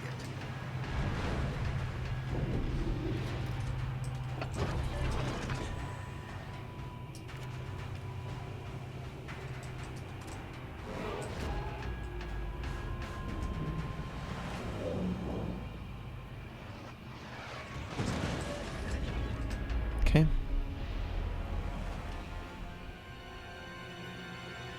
Why are you guys back so far? I'm not confused. I'm not understanding this strategy.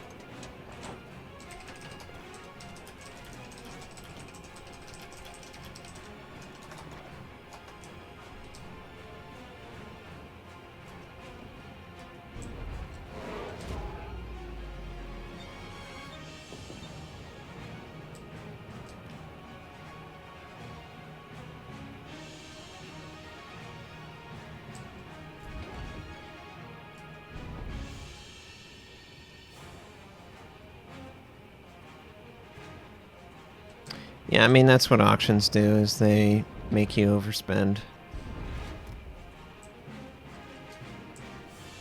Yeah, they're emergencies only. They should basically have one hit point then, because they never end up using any of it.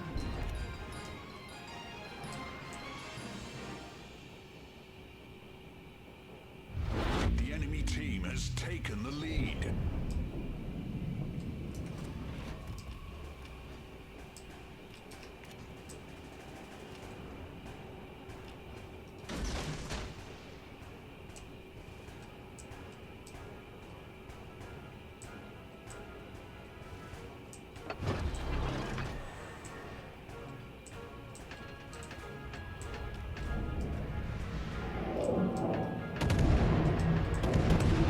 Enemy destroyer detected.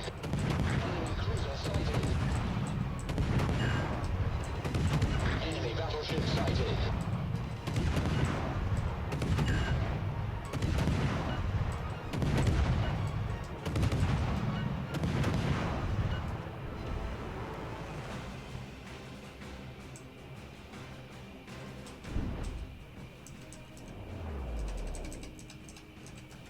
Dang. can't get him. À tous les bâtiments, concentrez le tir sur la cible.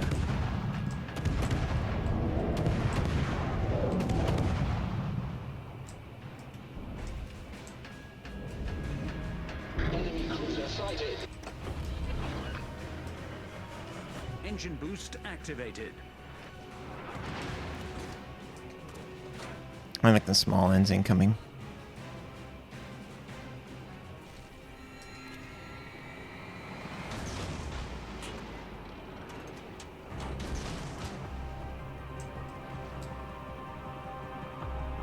Works for me, small end, don't care.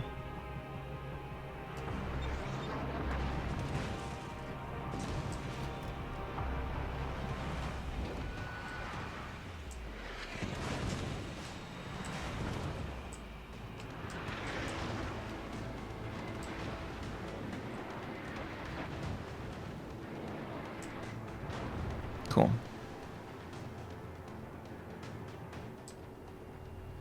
Overlord Boo, thank you for the pets again. Thank you, Boo. Okay. You're okay, babies. Hey, Kron. Pet soft, belly squishy? Oh, they're very squishy and soft. Especially Jarvis. Jarvis like, hey. It's okay, Jarvis. I am a squishy belly, too. Engine boost deactivated. Let's try and take D. I hate how selfish these battleships are. Absolutely just disgusting selfishness. Waste of time. Why would I want 80% of my battleships to be outside of the, you know, max range for most ships? Like, just idiotic, stupid play. Like, the game's already done, and now they're pushing. Like, get out of here, man. Like, play the game before this moment. Torpedoes to starboard. Alright, so we're going to try and capture D. Not that it matters, because the game's already over. The enemy is about to win. Yeah, the enemy is going to win, because my team doesn't know how to win.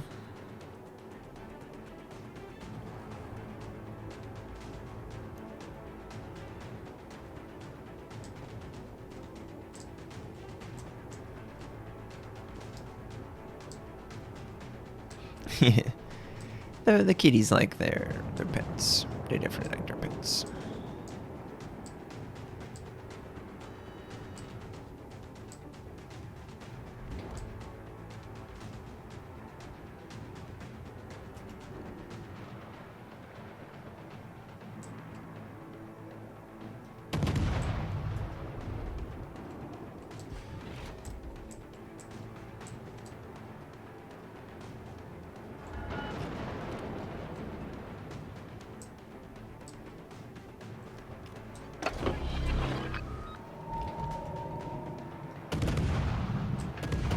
Enemy battleship detected.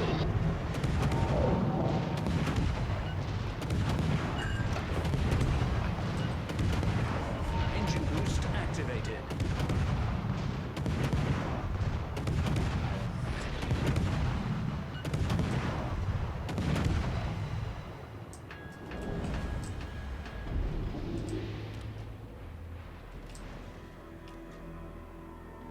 Does double tap?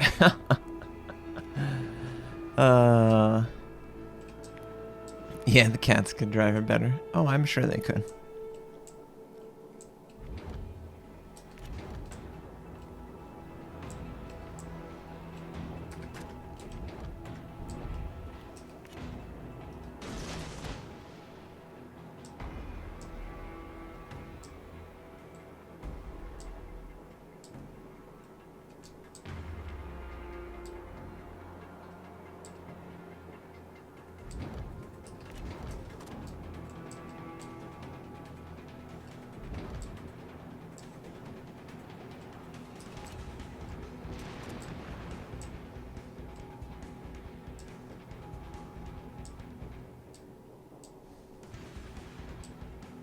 Torpedoes dead ahead. Engine boost deactivated.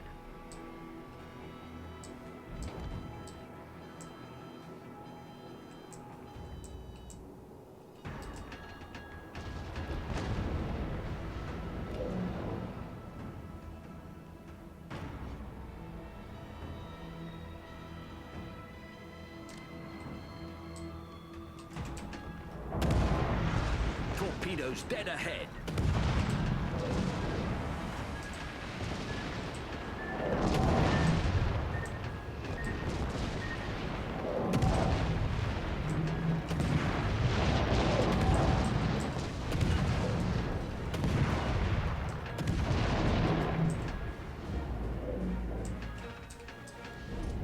Torpedoes dead ahead.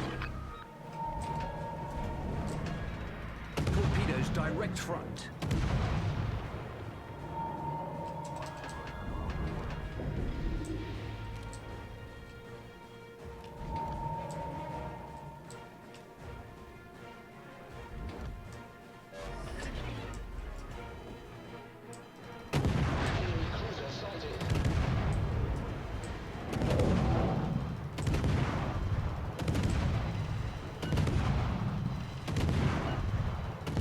GG. That was a disappointing game.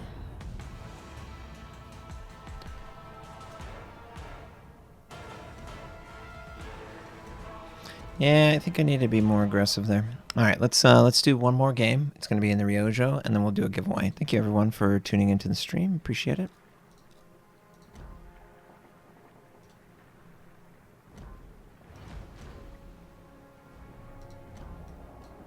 Okay, torpedoes, bread and butter. I don't really like the AP rocket damage. It would make me drop that. See, I think going torpedo there is a little bit better. Yeah, you know, if I could do it all again, what would I do? I wouldn't move forward like that. I need to try and hunt people with my radar. That's what I needed to do, and I didn't do that. Stoner Panda, yeah, sure. Tenacious, thank you for the pets.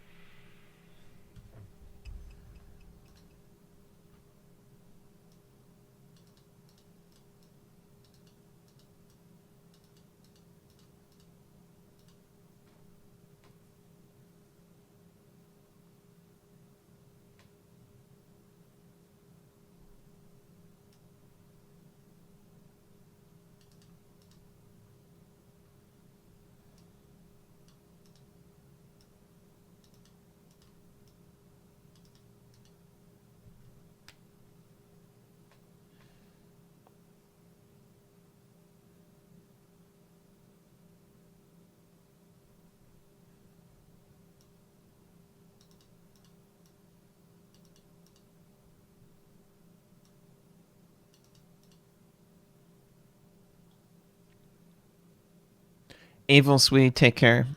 Thanks so much, Evil Swede, for hanging out. Stoner, what do you think about the research ship Emilio? Is it worth it? Yeah, Emilio is a really great Rush Italian. Now, it is not like the other Italians, and that'll be more apparent in the coming weeks when you start to see information come out about the Italians. But Simple, thank you for the pets. That isn't the case. Like, it's still unique and fun and worth the experience, I think.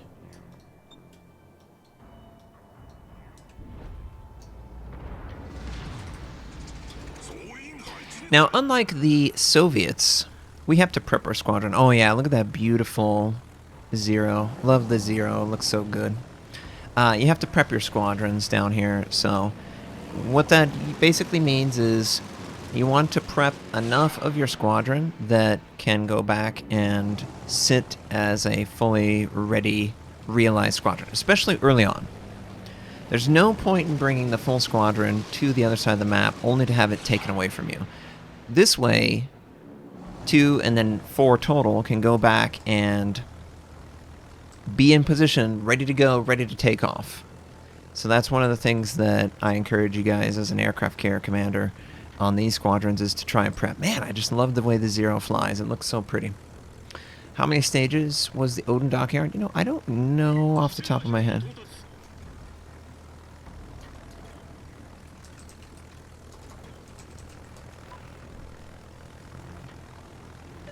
Good luck, everyone. No, we're gonna go after Hawkins, I think.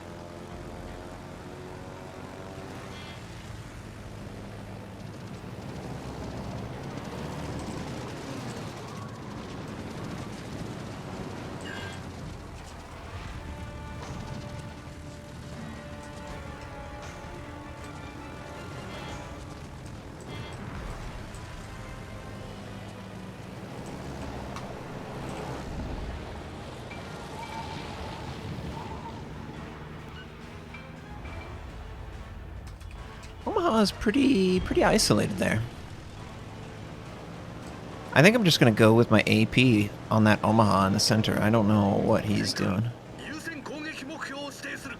Is he just gonna die to torpedoes? Yeah, he's just gonna die to torpedoes. Okay.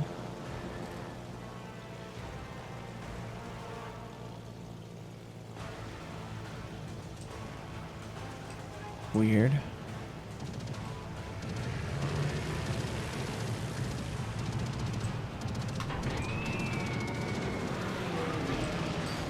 Oh, the overpin is so real on that thing.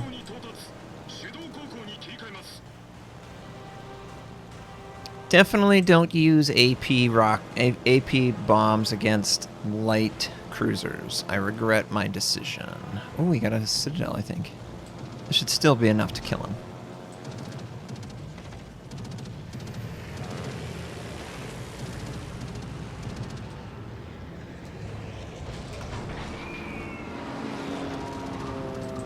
Oh. Man, he like slowed down. Maybe he thought the torpedoes were going to be an issue. Yeah, he like basically stopped. Can I play the combat? This is unfortunately going to be my last game. No time. Alright, we're going to go Deflinger. Actually, we're going to go Torpedo against Deflinger. Remember, we need to use the squadron that does the best for us. That, of course, is our Torpedo Squadron. The Deflinger is isolated. Whenever you are flying your squadron, you want to try and not use up your boost, but have enough of the boost available that you can cover plenty of ground inside the AA bubble.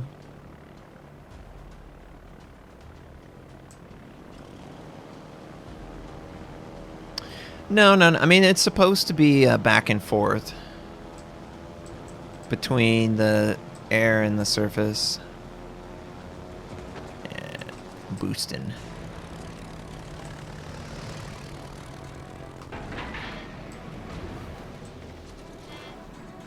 Okay, we'll keep another attack. Ooh, that was good. That'll help out.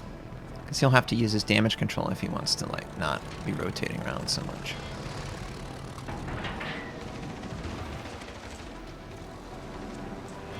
Now, I'll tell you what. Definitely notice not having the sight stabilization. Concentrate fire on the target.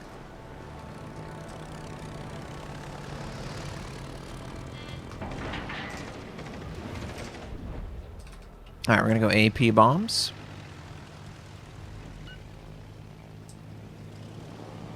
Okay, his AA was ineffective against us. That's good. AP bombs should be enough to take out the Flinger. Just trying to get there as quickly as I can. Now, this is a tier 6, unlike a tier 8 or 10 that can get the concealment module on the squadron, so it is easier for the surface ships to see you and maneuver, but their AA is obviously horrendous, so, like, it's kind of like, you're damned if you do, you're damned if you don't. It's like, yeah, you can see their death incoming, just can't do anything about it.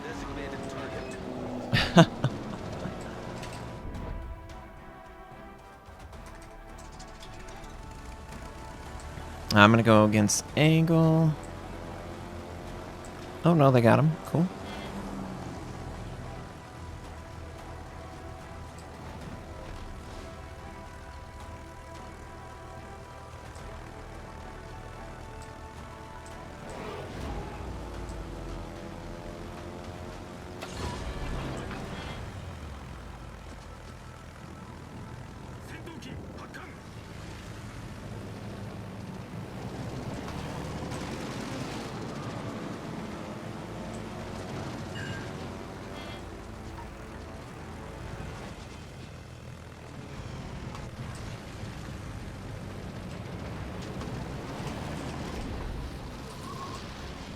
Scramble our torpedo squadron. Looks like he's going to deal with torpedoes. Omaha, roger, roger, roger. Incoming.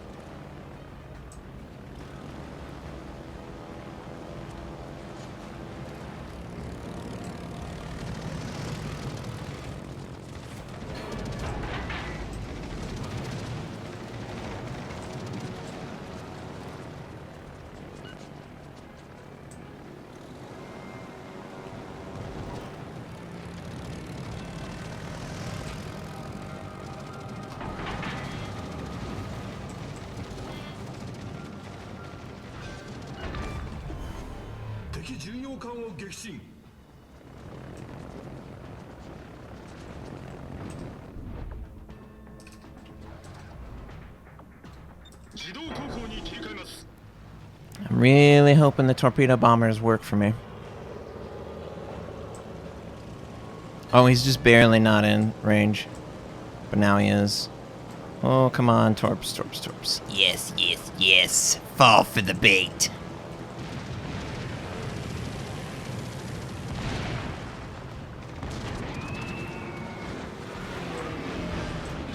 Yes! Alright.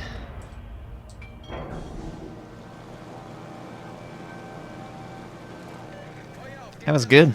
That was nice. I love the whistle. Does it make sense that I almost enjoy the game visually more than the gameplay itself? I just love that you get all this extra from air. You get to see these surface ships. I love asymmetric gameplay. There's just something about it that is more interesting than just your traditional, you know, everyone has the exact same equipment. But there's also fun in that too.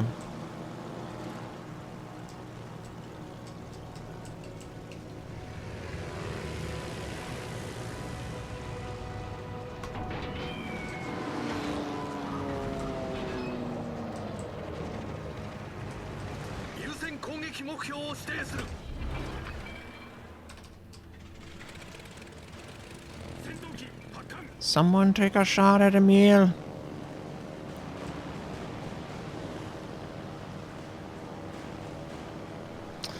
Yeah, so this is something that's always been, well, okay. So the way servers work is there's a tick rate, a server tick rate. How do you deal with fighters? You either sail under them or sail away from them. But there is a server tick rate that every game basically is the limiting reload or the limiting like effect. So you might notice this in a first-person shooter more pronounced as they're running behind an island or running behind an island. Yes, in a first-person shooter, if they're running behind an island, you might find that the damage either drops off early or it stays too late. And that's because the server tick rate has not updated the position of the player before the damage occurred. So it's, you know, it's cheesy because it's kind of the reason why like Battlefield 3 was awful when it first came out, and 4 too. The server tick rate was too high for the action. The action was too hectic. In World of Warships, it's about 300 milliseconds.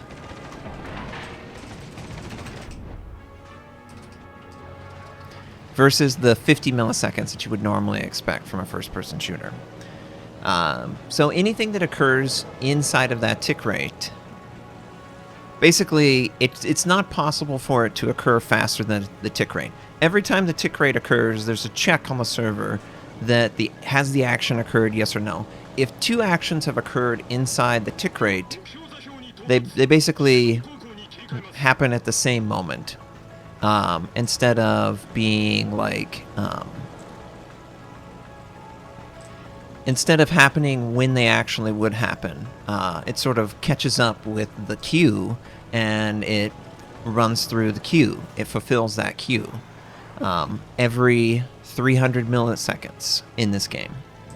So yeah, with the super fast ones, they basically can get their gun fire down in between. So effectively, the server's just like sending all these shells all at the same time. So it's basically impossible to like move out of that way when they all come. So it becomes even more bursty from the player's point of view. So, the thing that they could do is they could make sure that there's a tick rate that's faster than the fastest reload, for example. Which I don't know how they would do that with bursting. Bursting kind of...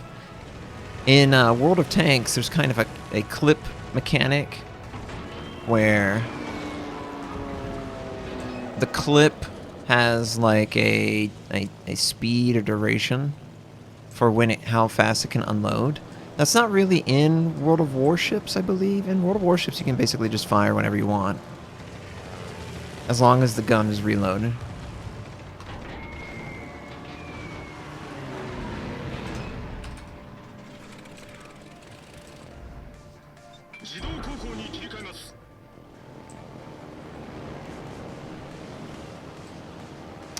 Yeah, you don't get any benefit from it. Yeah, because of the way the tick rate works, if you fire, I think because of the way the tick rate works, if you fire the same gun twice in the time span, it's as if the gun fired one time. Because there's not enough refresh on it. So, I think, honestly, what Wargaming is going to say is they're going to say that this is a downside of rate of fire builds, and this is the reason why rate of fire builds are not always the best. But I would argue, shouldn't you make that information publicly available? So that you're not baiting someone into something that is effectively useless? So we'll see how they address this. I feel like the tick rate would help the game feel more accurate. I know that this is something that Battlefield also had, and I was a part of when they introduced the improved tick rate. It just makes the multiplayer game play better. But it costs more, obviously.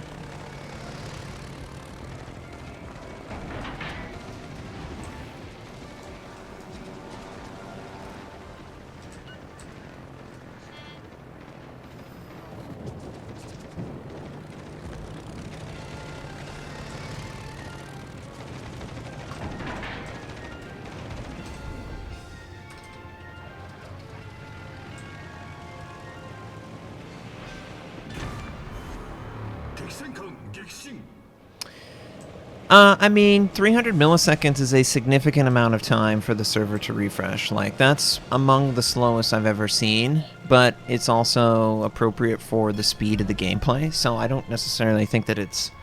I don't think it's egregious. I just think that it's a way for Wargaming to use older hardware and spend less money and still get the same effect. So, we'll see if... in response to it, if they want to make super ships with burstiness, they need to up the tick rate, basically. I thought it was a pretty good game in the Ryujo. Cool. Or the Ryujo.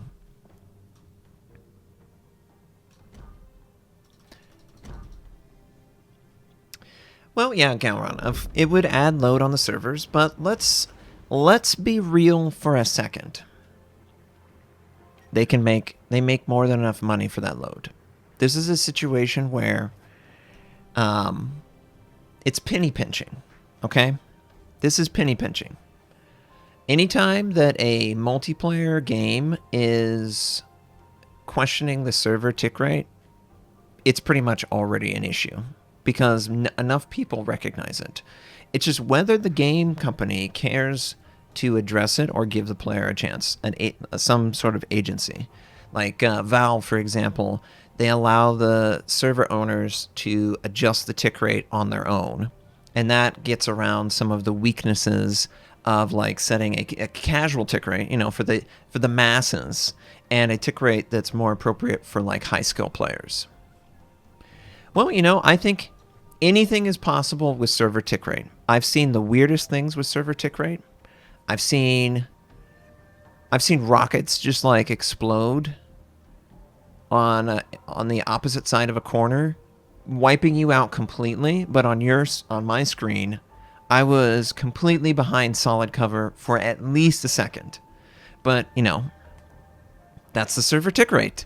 That is what is affecting it. So, yeah, we'll see what happens. I'm curious what Wargaming's response to this will be. All right, let's do a giveaway, guys. Thank you so much for tuning into the stream. Really enjoyed my time with you. In order to enter the giveaway, all you have to do is type in chat, exclamation point, ticket space 1. Let me just make sure that this is up first before you do that. Ticket space 1. What's today, the 7th? Yeah, this is the 7th. Okay. Okay, you guys can enter the giveaway. You're going to have 5 minutes to enter the giveaway. This is open to everyone. Everyone gets 1 free ticket, exclamation point, ticket space 1, and you can enter up to 10 total tickets for higher chance to win. And this is open to anyone. Good luck. Have fun. I will see you guys in 5.